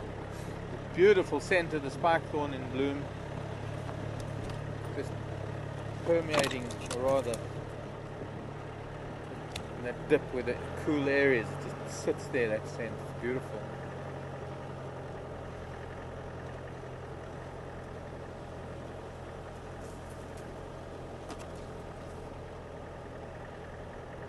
Where are you? Tracks again in the road. I don't want to drive too fast, because if I come around a bend and there's a herd of elephants in the road, they're not going to be very happy with me. But all their tracks in the road now, still heading north, heading to Buffelshoek Dam. I'm hoping we are going to be able to see this as they get to the dam and drink. More fresh dung in the road. Getting closer and closer. Time to stop and test the temperature of the dung. Although they can't be that far because I heard them trumpeting. No, it wasn't really trumpeting, it was squealing. It was a youngster squealing, being disciplined. A youngster doing something it shouldn't be doing. Discipline is a very important element of society, any society. I mean, particularly with elephants. But in any social animal, it is important for adults to instill some level of discipline. And us humans aren't allowed to discipline our children anymore. Thrown in jail for child abuse. It just leads to delinquents when they get older because they don't take to discipline very well. But in animal society, any social animal, lion, elephant, well, not even social animal, all animals discipline their young. They have to, otherwise how do the young learn? But in elephant it's probably the most noticeable. Now we've lost the trail, and the reason why we've lost the trail is because I think they've cut through to Buffelshoek Dam and we have to go round. Unless they're up here in this roundleaf teak forest feeding on the teak. Could be. But I'm going to go to the dam first. We'll stop at the dam, we'll listen from the dam because it'll give me an idea. I'll be able to triangulate. But I don't want to faff around here and waste some time just in case they have cut through and they are going to the dam. Then we might miss them. Depends on how long they're going to take at the water, whether they just go for a drink. I don't think that goes swimming right now. The air is starting to get cool already. Sun going down.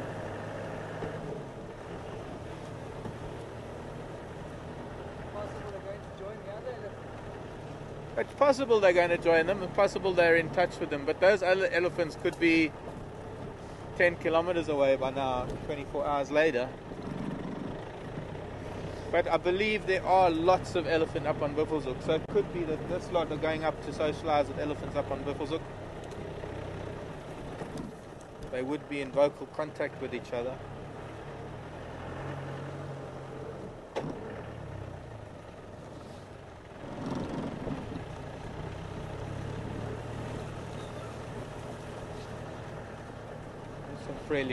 Fairly fresh dung, so I think we're still on the trail.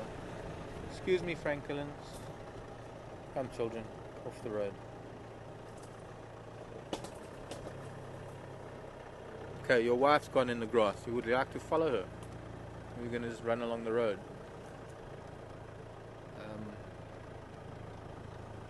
I don't want to seem impatient, little Francolin, but thank you very much.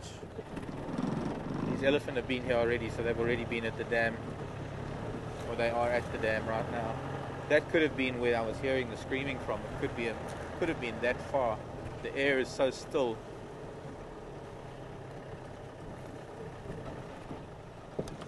There were some leaves in the road there.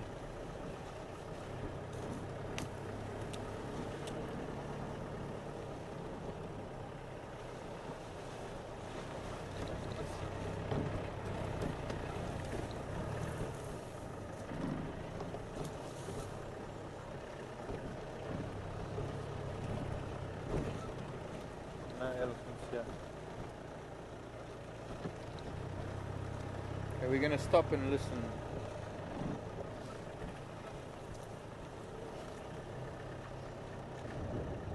Lovely sun going down behind the trees. They might already be up on before the cut line by now. I'll get your question in a minute, Melanie.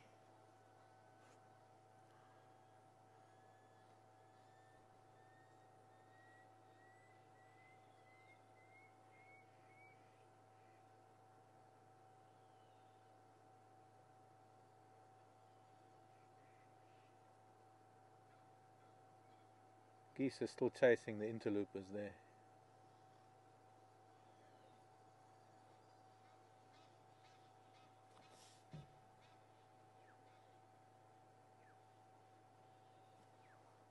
suppose you can't really see the sun from here because it's behind trees for you.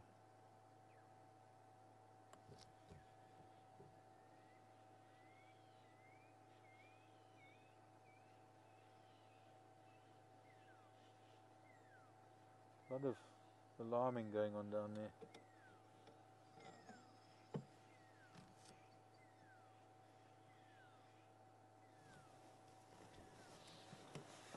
Tall-spotted owl calling.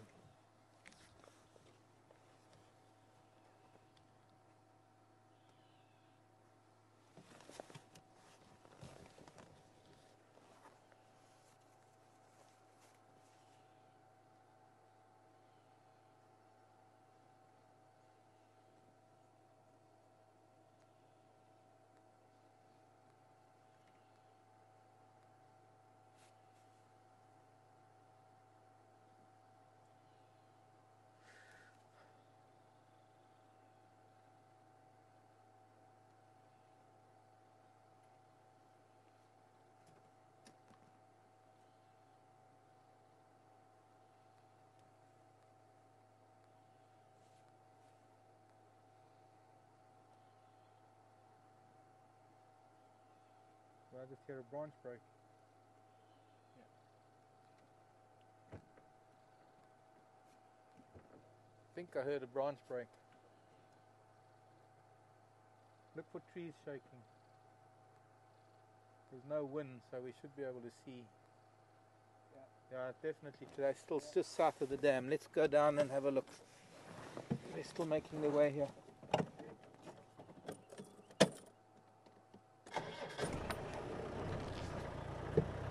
Although the elephant tracks right here that are fairly fresh, and I don't think these tracks were here when we came past the dam earlier.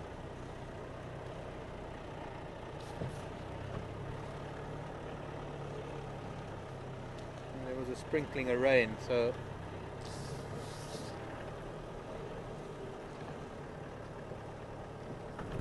well, these tracks are on top of that sprinkling of rain that we had this morning.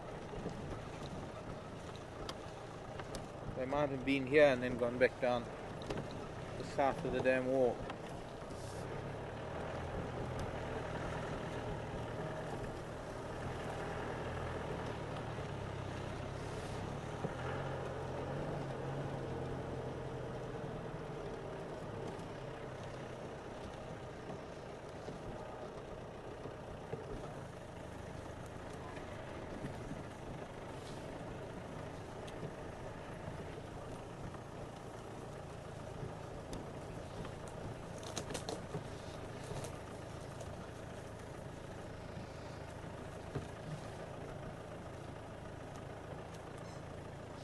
Another question from Darren about agamas. I'll get to questions in a minute. I just want to concentrate on, first of all, where I am. And this is an area we used to come in here to see the boys when they were younger, Isham and Duna. It was a bit awkward getting in here. I think Darren, the orange-headed agama is the one up in Kenya. We have a blue-headed agama here, the tree agama.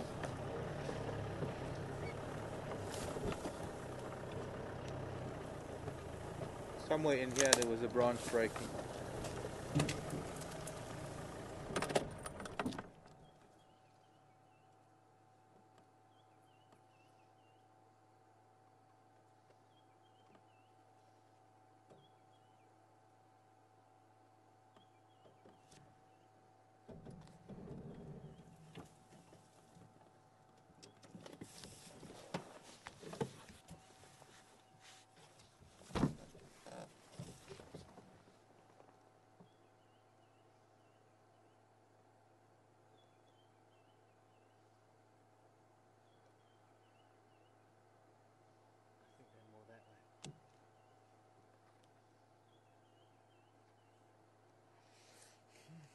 I'm going to have to try and turn around now and get out of here and just reverse back there.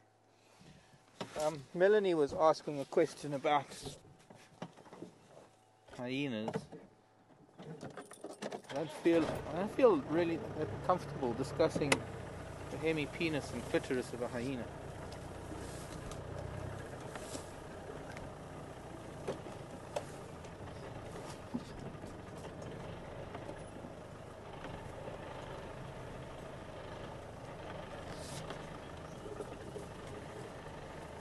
lot easier in the jigger when we used to come in here with the jigger.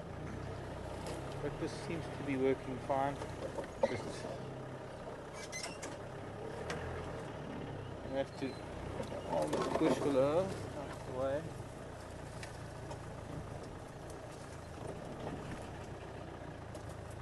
Right.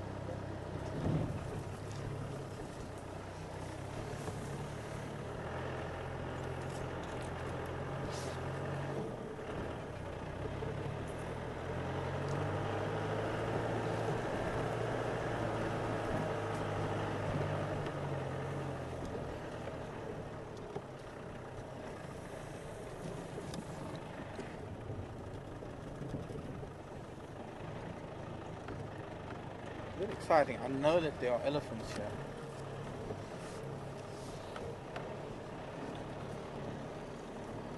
Especially having tracked them all the way from Mamba Road. It'd be nice to see them.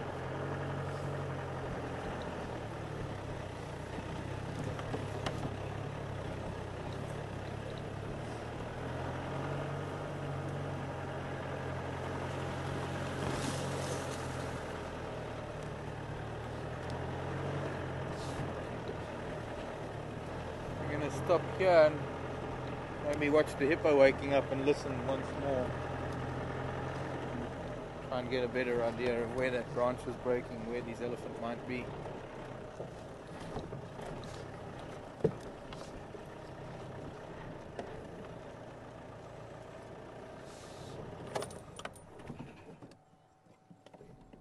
There's a grey heron.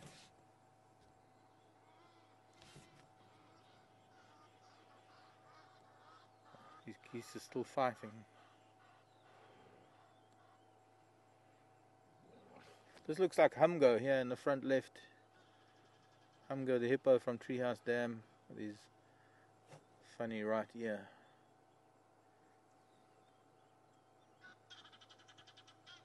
One on the left.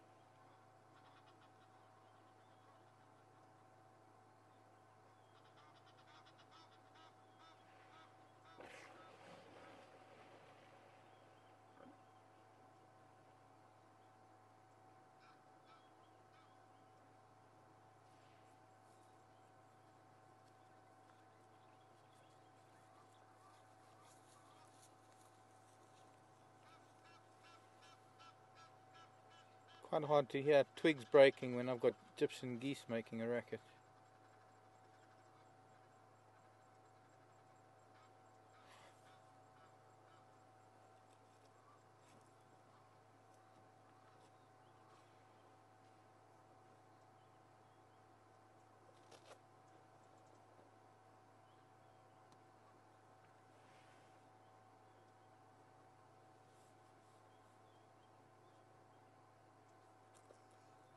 Buffalo's hook cut line from there? Not far, 200 meters.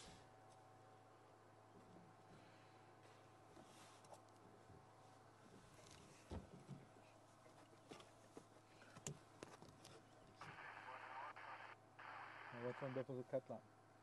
I was just wondering if they might be crossing Buffalo's hook cut line or something. Well, there might be eventually, but I've still definitely heard branches breaking in here. Well, from there it was to the south of the wall. I'm not hearing anything now, and it's starting to get a bit late for to see elephants. We can't use lights much with elephants. What's happening with Karula? Any station with Karula? Ouch. Henry, what's the update on Karula?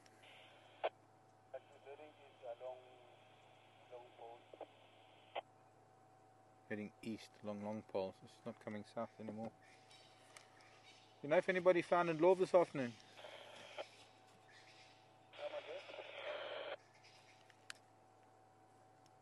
You know if anybody found in Love this afternoon? No one.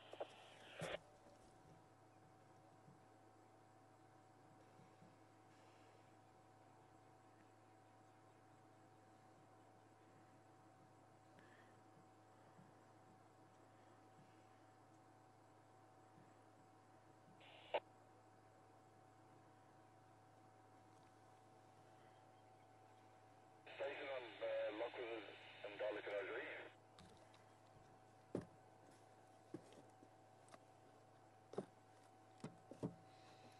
Okay, let's move. Not hearing anything, and I'm not too sure where to go now because, well,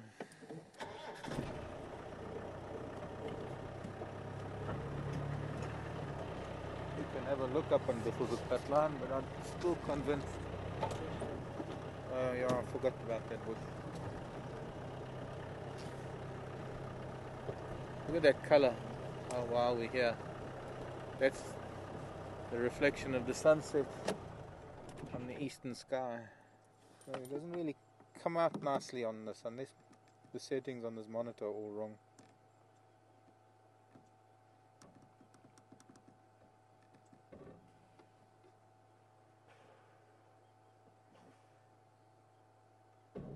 Oops.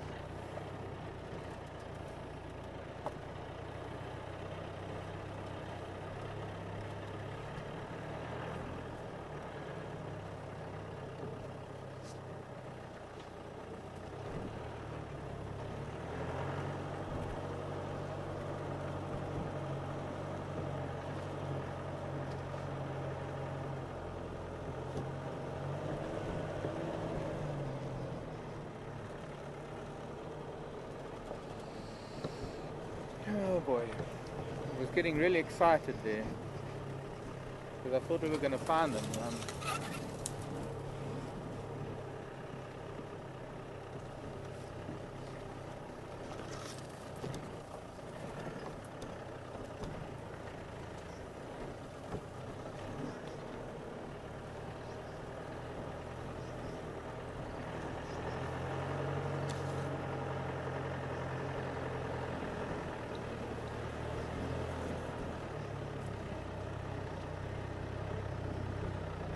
Beautiful pink sky up there.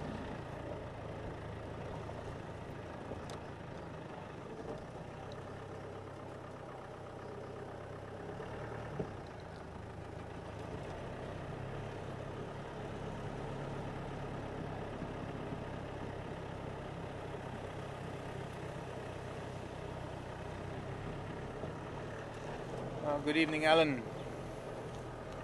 King Alan Hewitt. Is your name King or is that your title, Alan?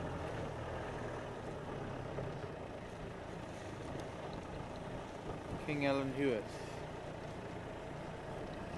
I've been looking for a monkey. I mean, there are lots of monkey orange trees. There's just no fruits. Not seeing any fruits, Alan. I will try and find you one. I haven't forgotten. Because you see, it's in my head. So as soon as I see a monkey orange fruit, I know. Then it's gonna remind me. Oh yeah, Alan wants to see the fruit. And then there's a question about the Matingilan lions, and I think, Alan, you're a little bit confused. Not confused, misinformed. Okay, I know that sounds a bit harsh. But Alan was asking on the Matingilans, how do they compare in size to the lions, the two male lions that were man-eaters? Alan says India, but they were not in India. They were in Kenya. They were in Tsavo National Park, and they were feeding on the workers who were building the railway. Indian workers. I think there were a lot of Indian workers building the railway line from Nairobi to Mombasa. And there are now, both of them are stuffed and mounted in the Field Museum in Chicago. Those are the famous man-eating lions of Tsavo. Now, I have no idea how big they were, and so I don't know wouldn't know how to compare the size, Alan, between those two boys and the Majingis. The one thing that would make comparison rather difficult is that they were both maneless male lions. They were big, but they didn't have manes. And there is a trait, there is a strain, or rather a population of lion up in Tsavo, and funnily enough in Selous, in southern Tanzania.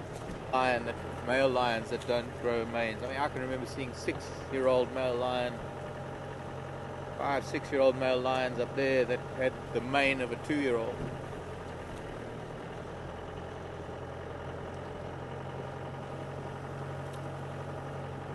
So I'm afraid I wouldn't be able to compare size for you, Ellen. Beautiful sky. I'm hoping we can get, see some of it. It's not so much the western sky where the sunset is, it's all this other cloud in the south that's reflecting beautiful colors. Oh well, tomorrow is another day, and tomorrow we'll go tracking elephants again. It's not through.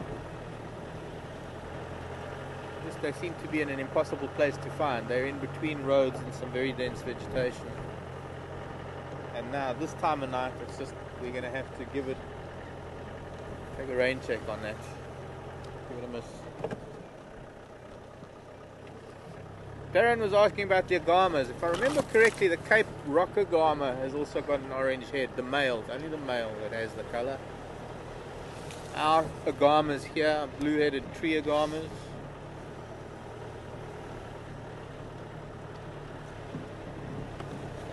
How long they live and how old they grow, well, how long, same thing. I'm not sure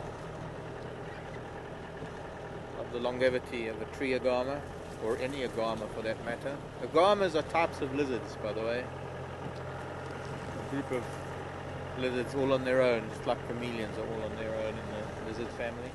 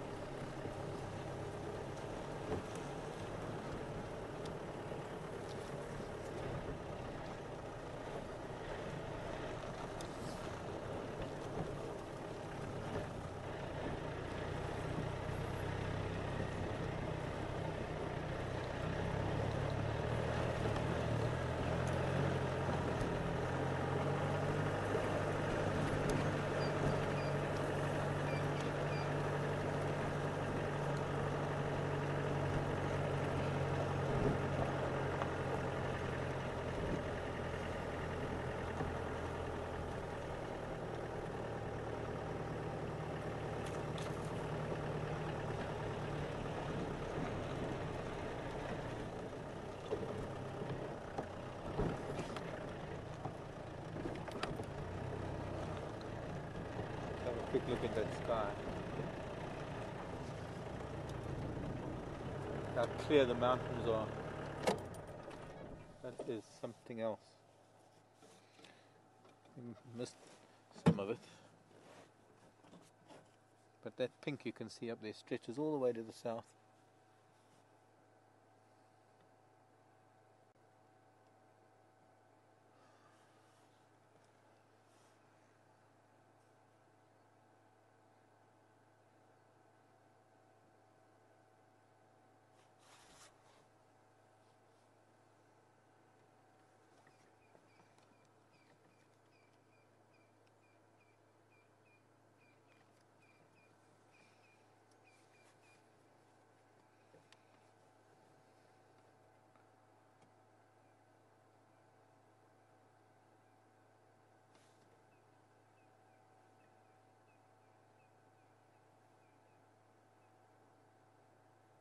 and get in on the mountain as close as possible, please.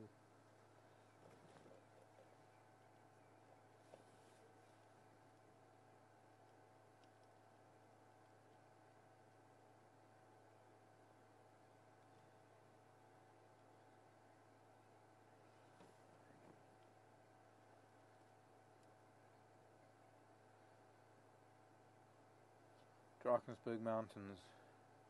And we go a little bit more to the right. There. You can see some masts. That's how well this thing is zooming. See a couple of masts up on the top of the mountain there. That is called Mariepskop. And our signal is going from us to that mountain top. And from there to the rest of the world. Well, I think it goes to Ireland or something first. It's the northern part of the Drakensberg range.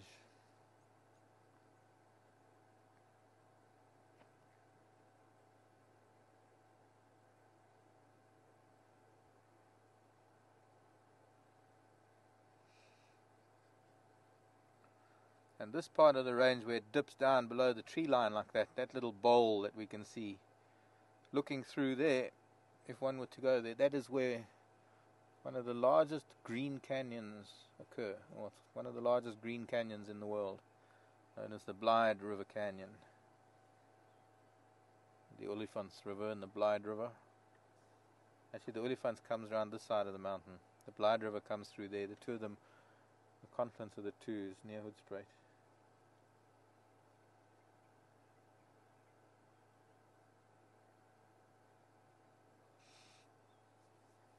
I'm not hearing my elephants.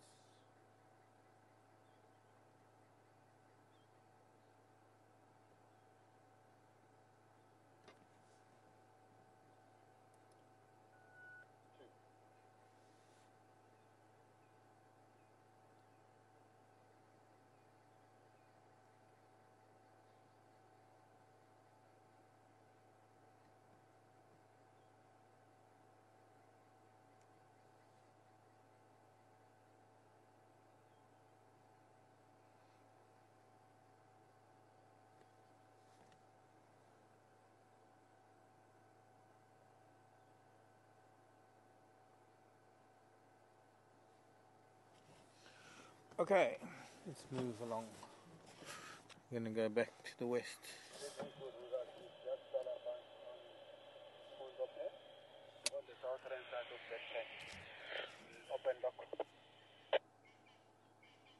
Leaving Karula. Somewhere on Buffles or Torchwood, somewhere must be somewhere north of us. So she's stashed her little one somewhere and she's far away from them now by the sounds of things.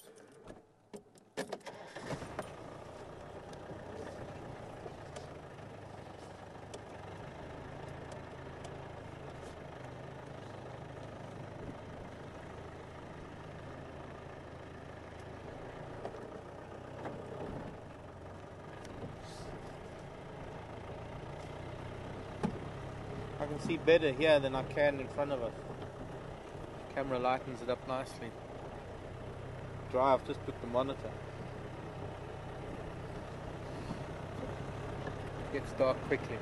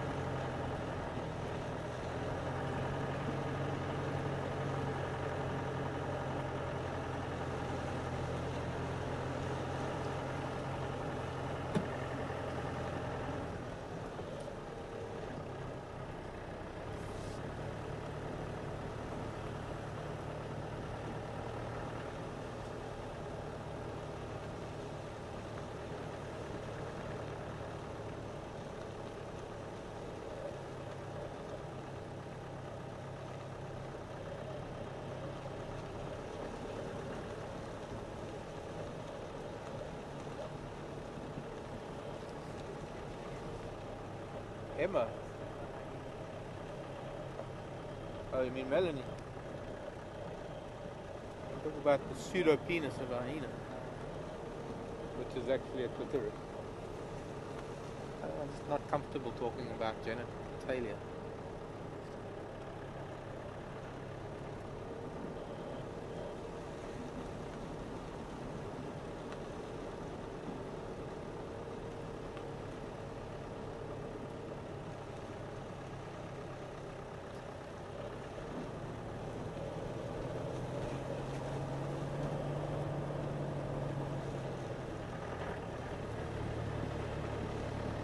I'm actually going to go back to the dam.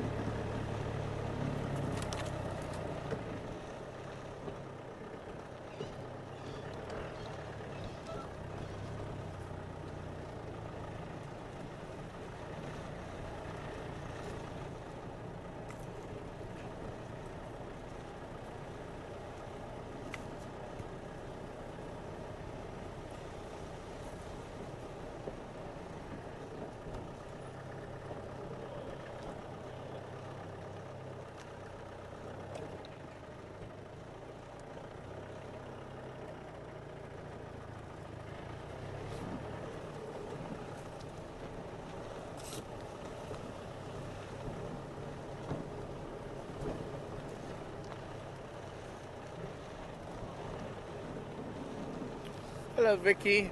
Vicky's asking how far away are the mountains. They're probably about 100, easily 100 kilometers. 30, 60, yeah, maybe up to 80 kilometers. 50 miles. Spelled Drakensburg,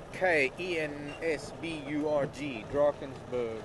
Or is it ERG? I think it's ERG. Drakensburg, yeah. With an ERG. URG refers to a town, ERG refers to a mountain. Ever the optimist, I come back to Buffelshoek Dam in the hope that maybe they're going to be here. Well, maybe we're just going to stop and listen for a minute. Because maybe there's something other than elephant that might make a noise.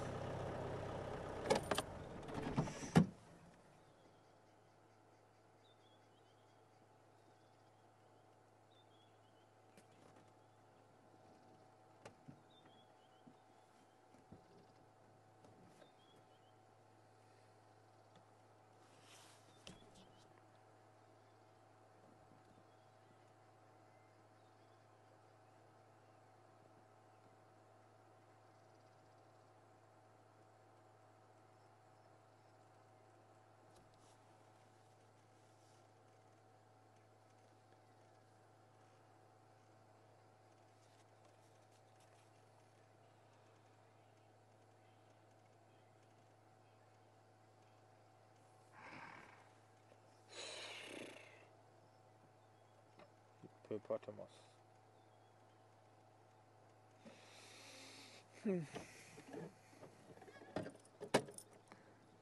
I had this idea that we'd come back here and we'd see the elephants in this late crepuscular light.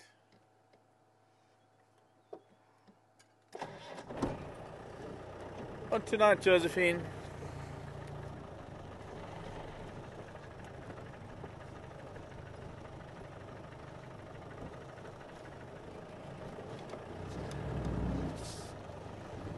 As I say, tomorrow's another day.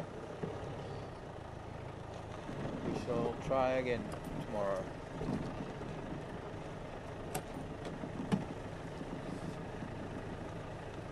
Right.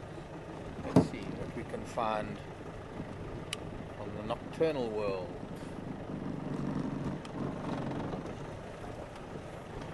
Besides, so far we've had chameleons, but they're not nocturnal, they just sleep during.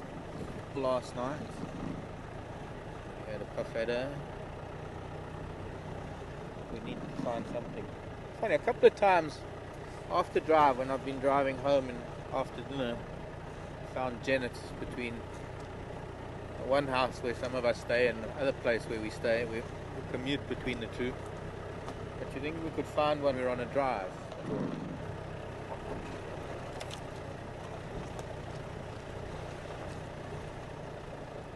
Vicky, just by the way, Drakensberg means dragon mountain.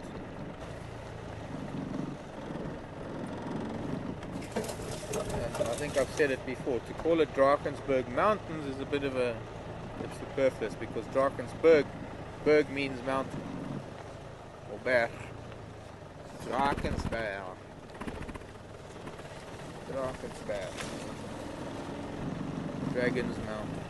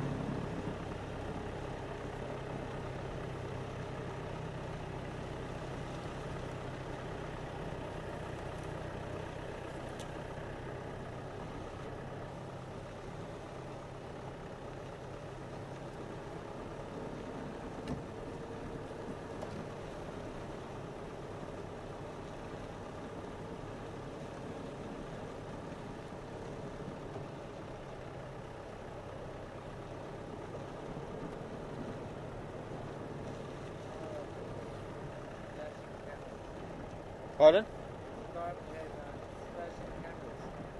Oh. Oh, there, yeah.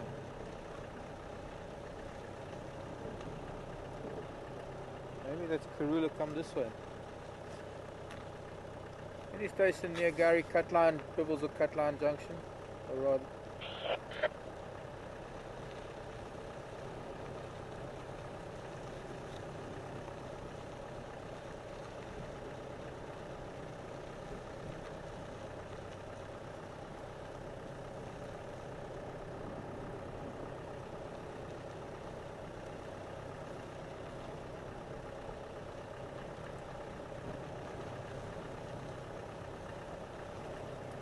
Oh, they're sundowners. Taking photographs of each other.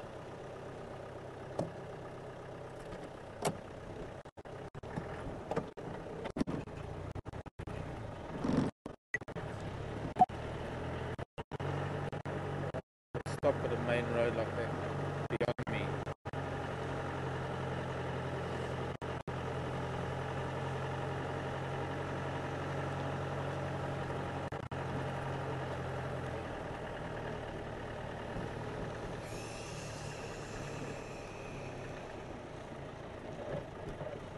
Perile. So, where was Karula?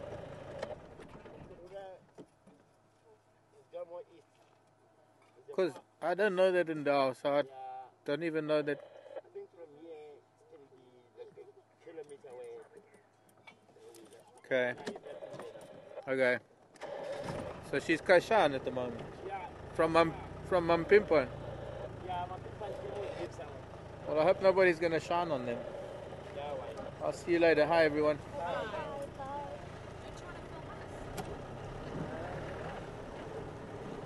Pardon? I'll tell them tonight at dinner. Whoop-de-doo. Okay, I think Ephraim's going to want to come this way, so we'll take a drive up the Firebreak and we'll go to Mvubu Road instead.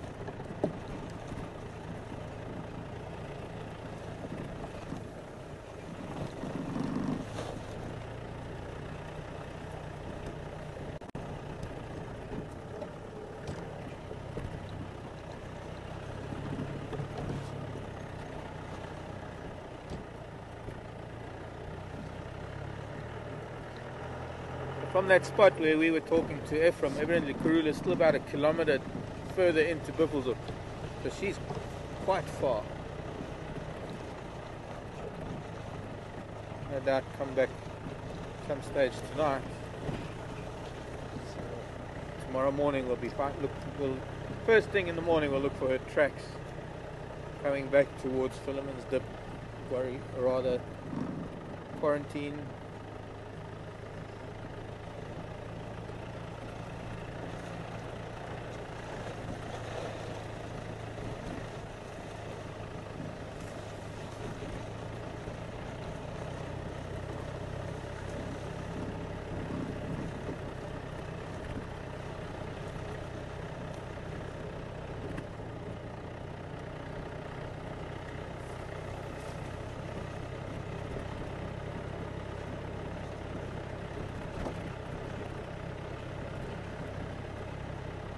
No. No singing. Not allowed to sing on Game Drive.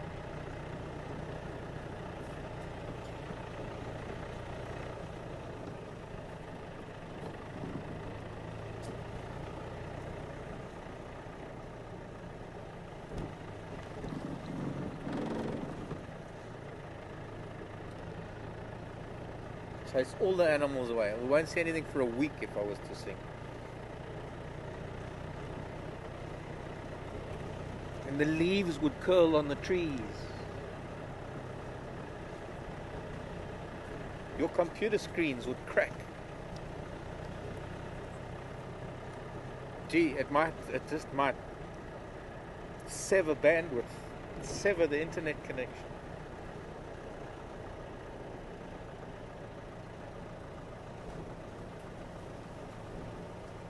Who was that asked for a song?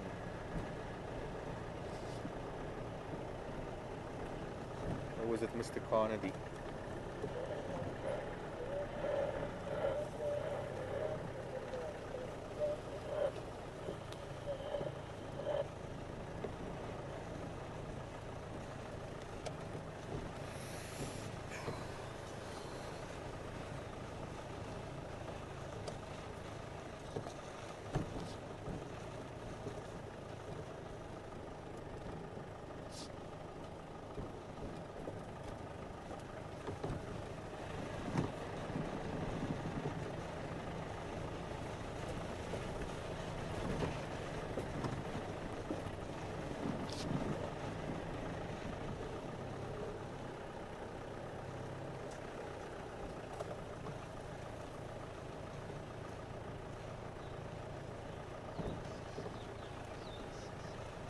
Drongo, good night Drongo.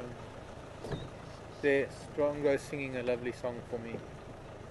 They're lovely songsters, the Drongos. They sing far better than I can. And whistle.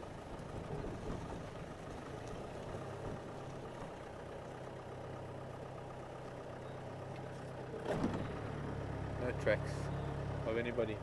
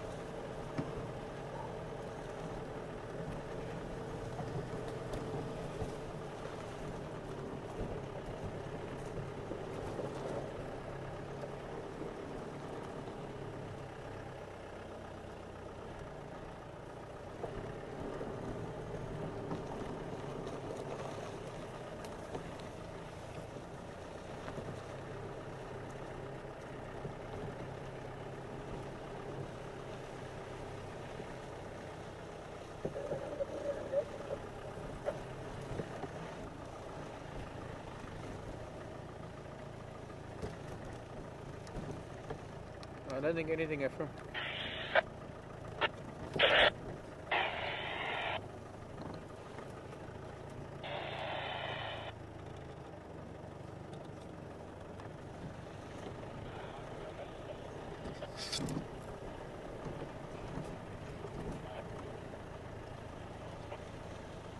Calling me, Henry.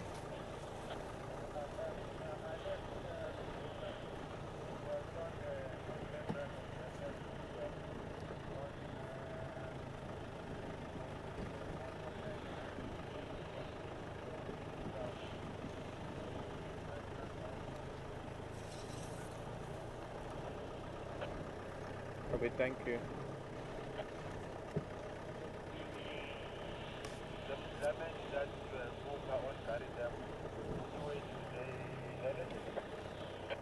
No, they were at Quarry Pan. They were heading south towards Central Road. Last time I saw them, they were in the junction of Central and Drakensberg.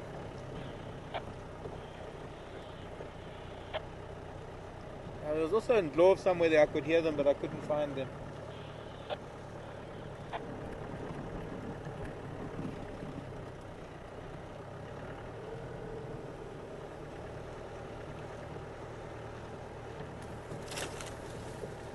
Now I wonder.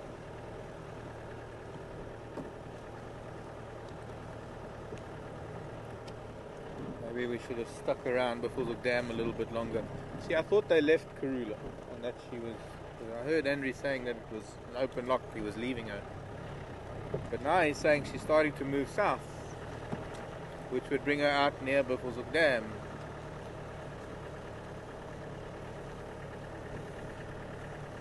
Means she might walk Buffelshoek Dam, it might take her... She's doing almost like her whole territory.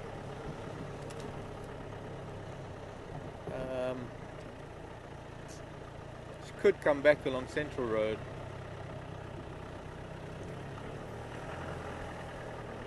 But that's going to take some time. I mean, she's that far in Buffelshoek for her to get back to... Once we finish drive by the time she gets back to Buffelshoek Dam. But somewhere to start in the morning. Now that I know more or less where it is that she's been in the north, give us an idea where to maybe come and look in the morning for tracks. Although we're going to start more or less around Philemon's Dip, because I believe that's where they last found tracks of her cubs. Very strange, because the hyena den is right there, and well, can't imagine Karula leaving her youngsters near the hyena den. It's a bit dangerous.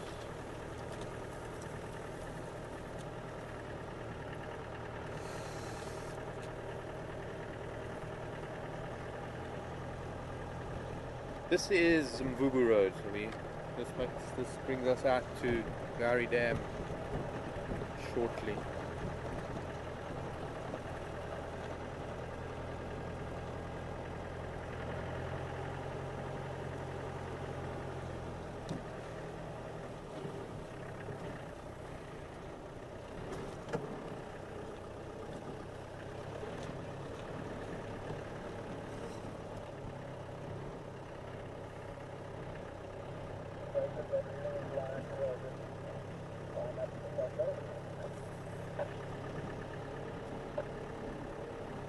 Thank you, Lex. Lex is back.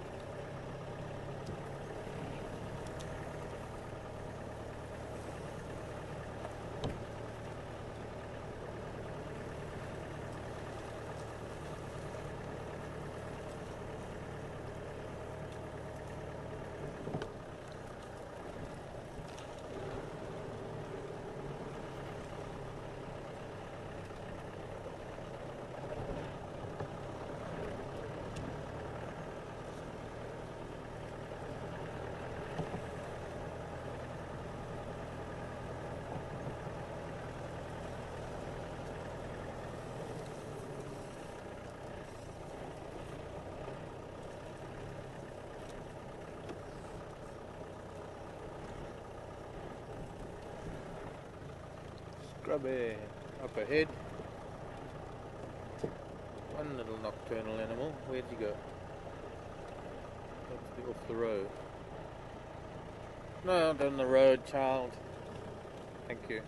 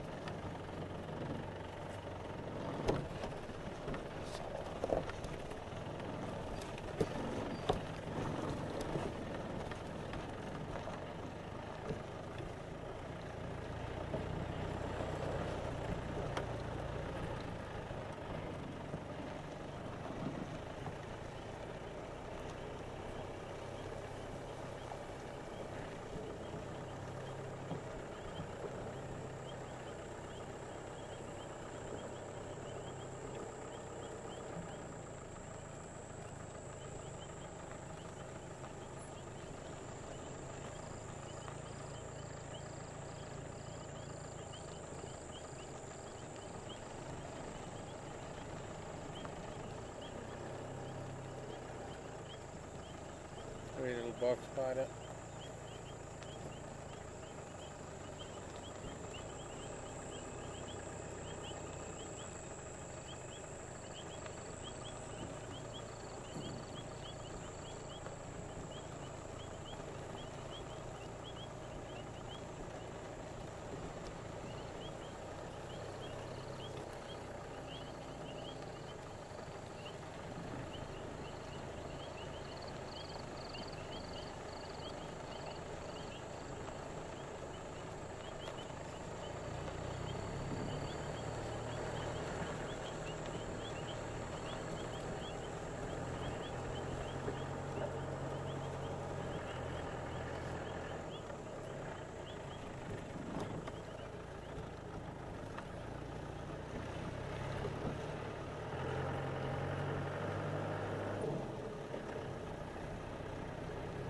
Well, we've just crossed the dam and we're now on Twin Dams Road. We're going to drive south a little bit, go to Chelapan.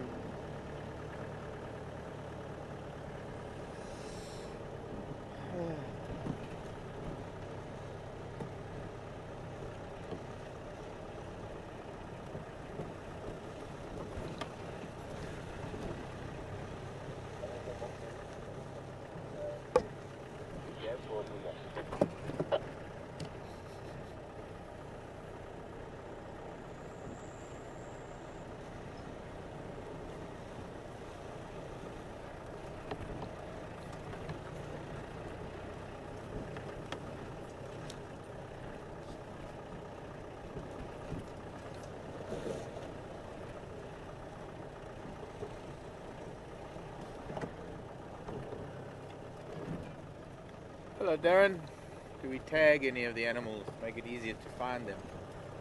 Well, tagging wouldn't really help. But yes, some animals are collared. We don't do any radio tracking. There are people doing scientific work that are doing radio tracking of various animals. There are elephant that are collared. There is a wildebeest female that is collared, a couple of them actually. Try and understand wildebeest movement. Tagging, yes, there's some raptors that are tagged and some birds that have been tagged, but that's not to track their movements or to find them easier. That's rather, let me start again. That's not to find them easier, but to track their movements if they're seen. Those are not radio tags, those are just colored tags. But no, we don't do anything like that. We don't have the resources to do that, but we also don't have the ground cover to be able to do that. We track animals by following tracks and using our local knowledge. We try and find animals.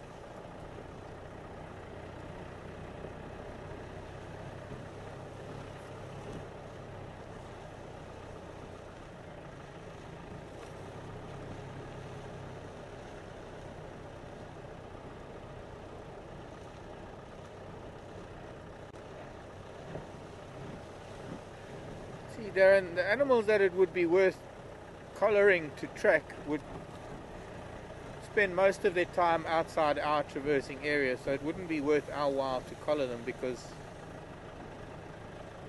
we wouldn't be able to follow them with the radio collar anyway.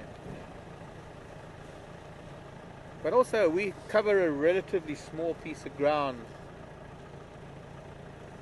I suppose it would help us maybe like the elephants this afternoon. Maybe pinpoint them a bit better. Although I'm pretty sure when we were sitting at the dam, we heard those branches breaking south of the dam. Pretty sure that's where most of some of the herd was. One of the herds, one of the family groups. There were some fresh tracks at the dam where we park underneath the weaver's nest. But there was nothing on Buffels or cut line. I don't think they had gone north from there yet.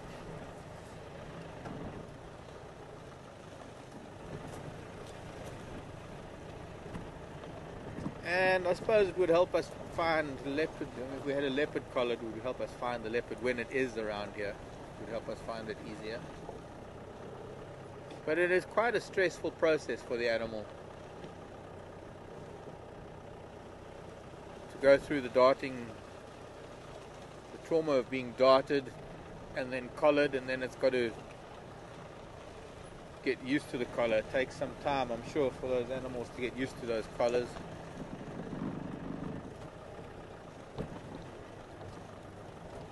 I have worked with collared animals before. Lion, leopard, wild dog, elephant. not necessarily worked with them in that lion studies I helped with in Tanzania. We used to go and track lion because there we could cover a few thousand square kilometers. And there was a guy that was doing a lion study in the Chulu Hills when I was in the Chulu Hills in southern Kenya. Didn't do too much work with him.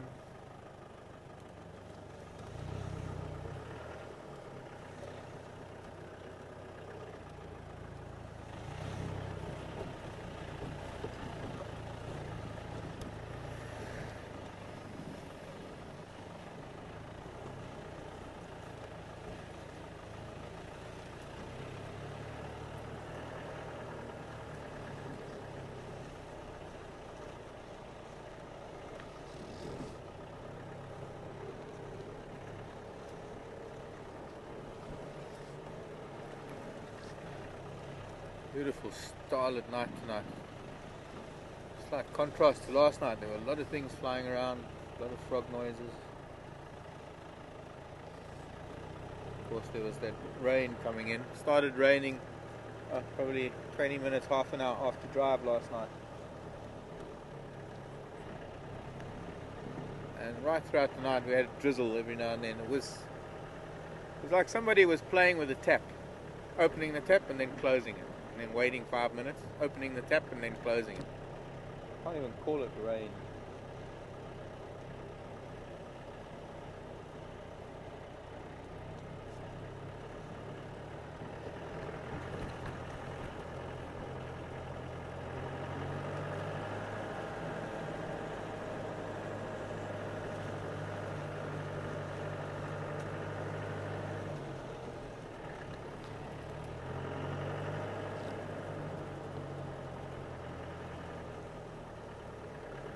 Melanie, have I ever seen a pangolin? Can I show you one? Sure. I'm busy right now, Melanie. That's exactly what I'm looking for. I'm searching, and every now and then I look in the trees. But I promise you, I'm looking for a pangolin right now. Yes, I'm lucky enough to have seen a pangolin. The chief ecologist of the Sabi Sand, Jonathan Swart, did his PhD, did his thesis on pangolins, and back in 1996 when I was here for a little while at another lodge, I remember going out with Jono and find some of his pangolins.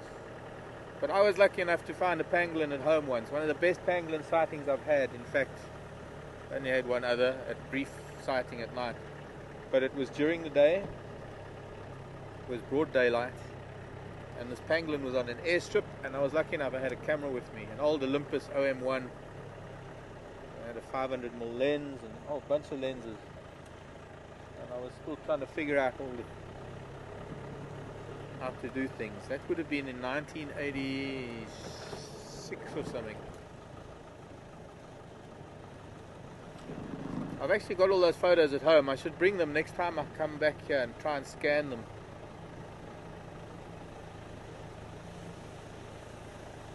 I took a whole roll of film after swapping from the 500mm lens,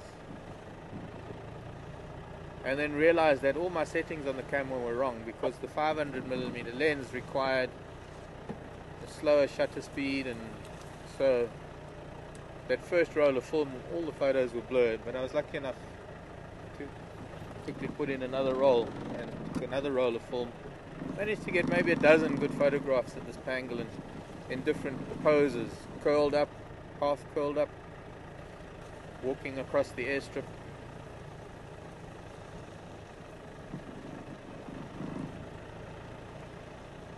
Pangolin, for those of you not sure what I'm talking about, is also known as the scaly anteater. And that is actually quite true to its name, because the pangolin actually does eat more ants than termites. Some of the formicine ants as well. Or if I can remember correctly, the pugnacious ants.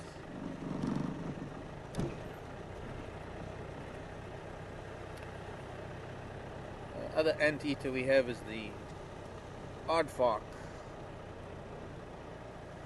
Used to be the first word in the English dictionary. I'm not sure if it still is. In fact, it might still be the first word in the Afrikaans dictionary too. No, it won't be. There are a few other double A's in Afrikaans. Like aard, which is a vein, and aard, which is earth. Aardvark, directly translated, is earth pig.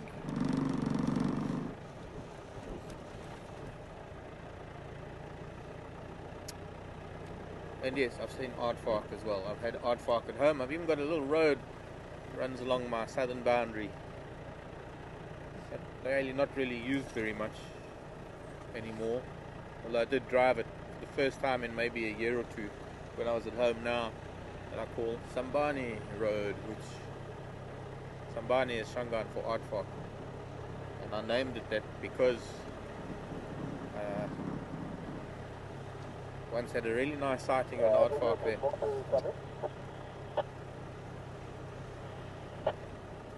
Where's the controls of this radio? Switch it off. But yes, aardvark perhaps are more fond of termites than ants.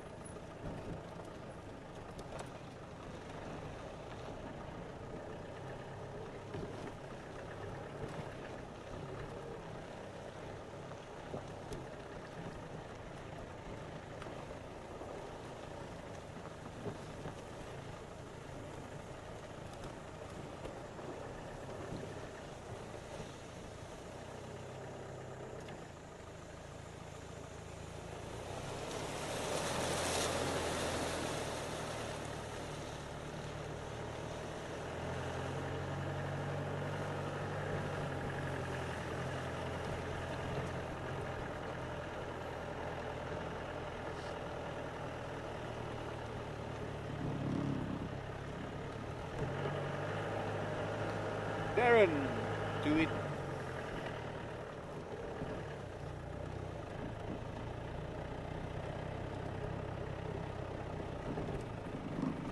Darren wants to know about air tours, helicopter trips, looking for species that might have gone adrift.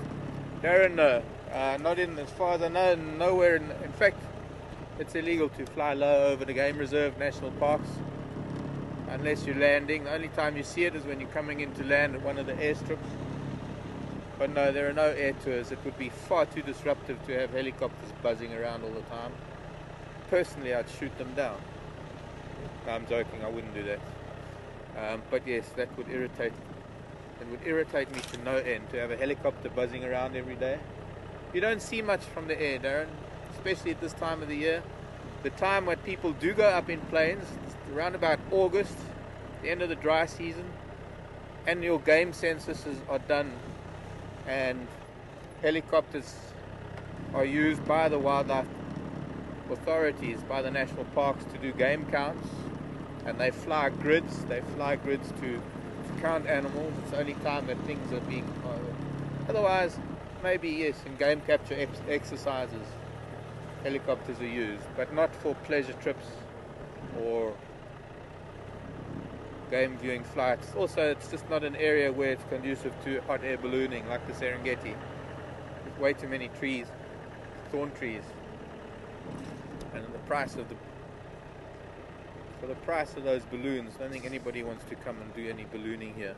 And I'm glad that too, because one thing that used to really bug me in Serengeti, no, in the Mara, 6 o'clock in the morning, these balloons flying across the 20 feet above the ground, chasing all the animals with those jet blasts. But it's fun. I wish I could have done a balloon flight.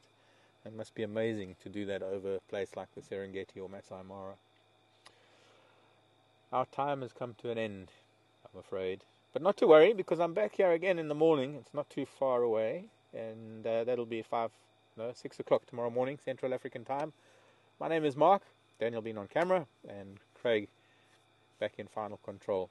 And from all of us here at Wild Earth Safari, thank you very much for joining us, and thank you for the questions. There were some fun questions this evening, some that stumped me. I'm going to have to go to my books at some point. See you tomorrow. Bye for now.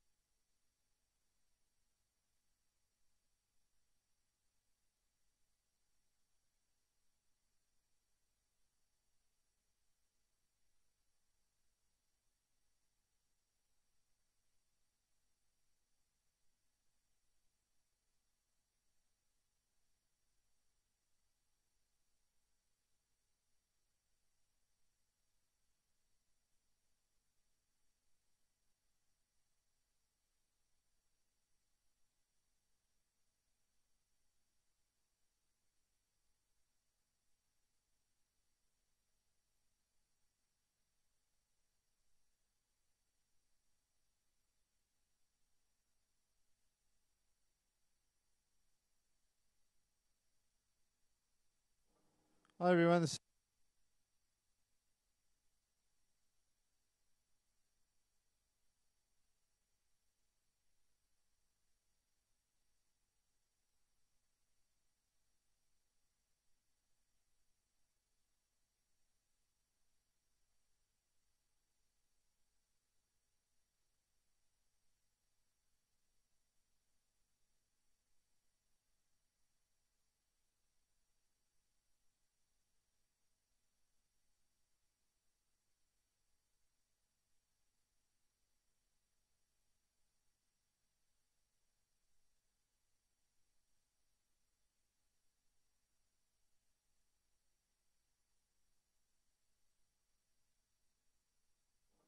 Hi everyone, this is Craig in Final Control. Thank you for joining us for our PM Safari, and you can join Mark again tomorrow morning as he heads out at 6 o'clock Central African time.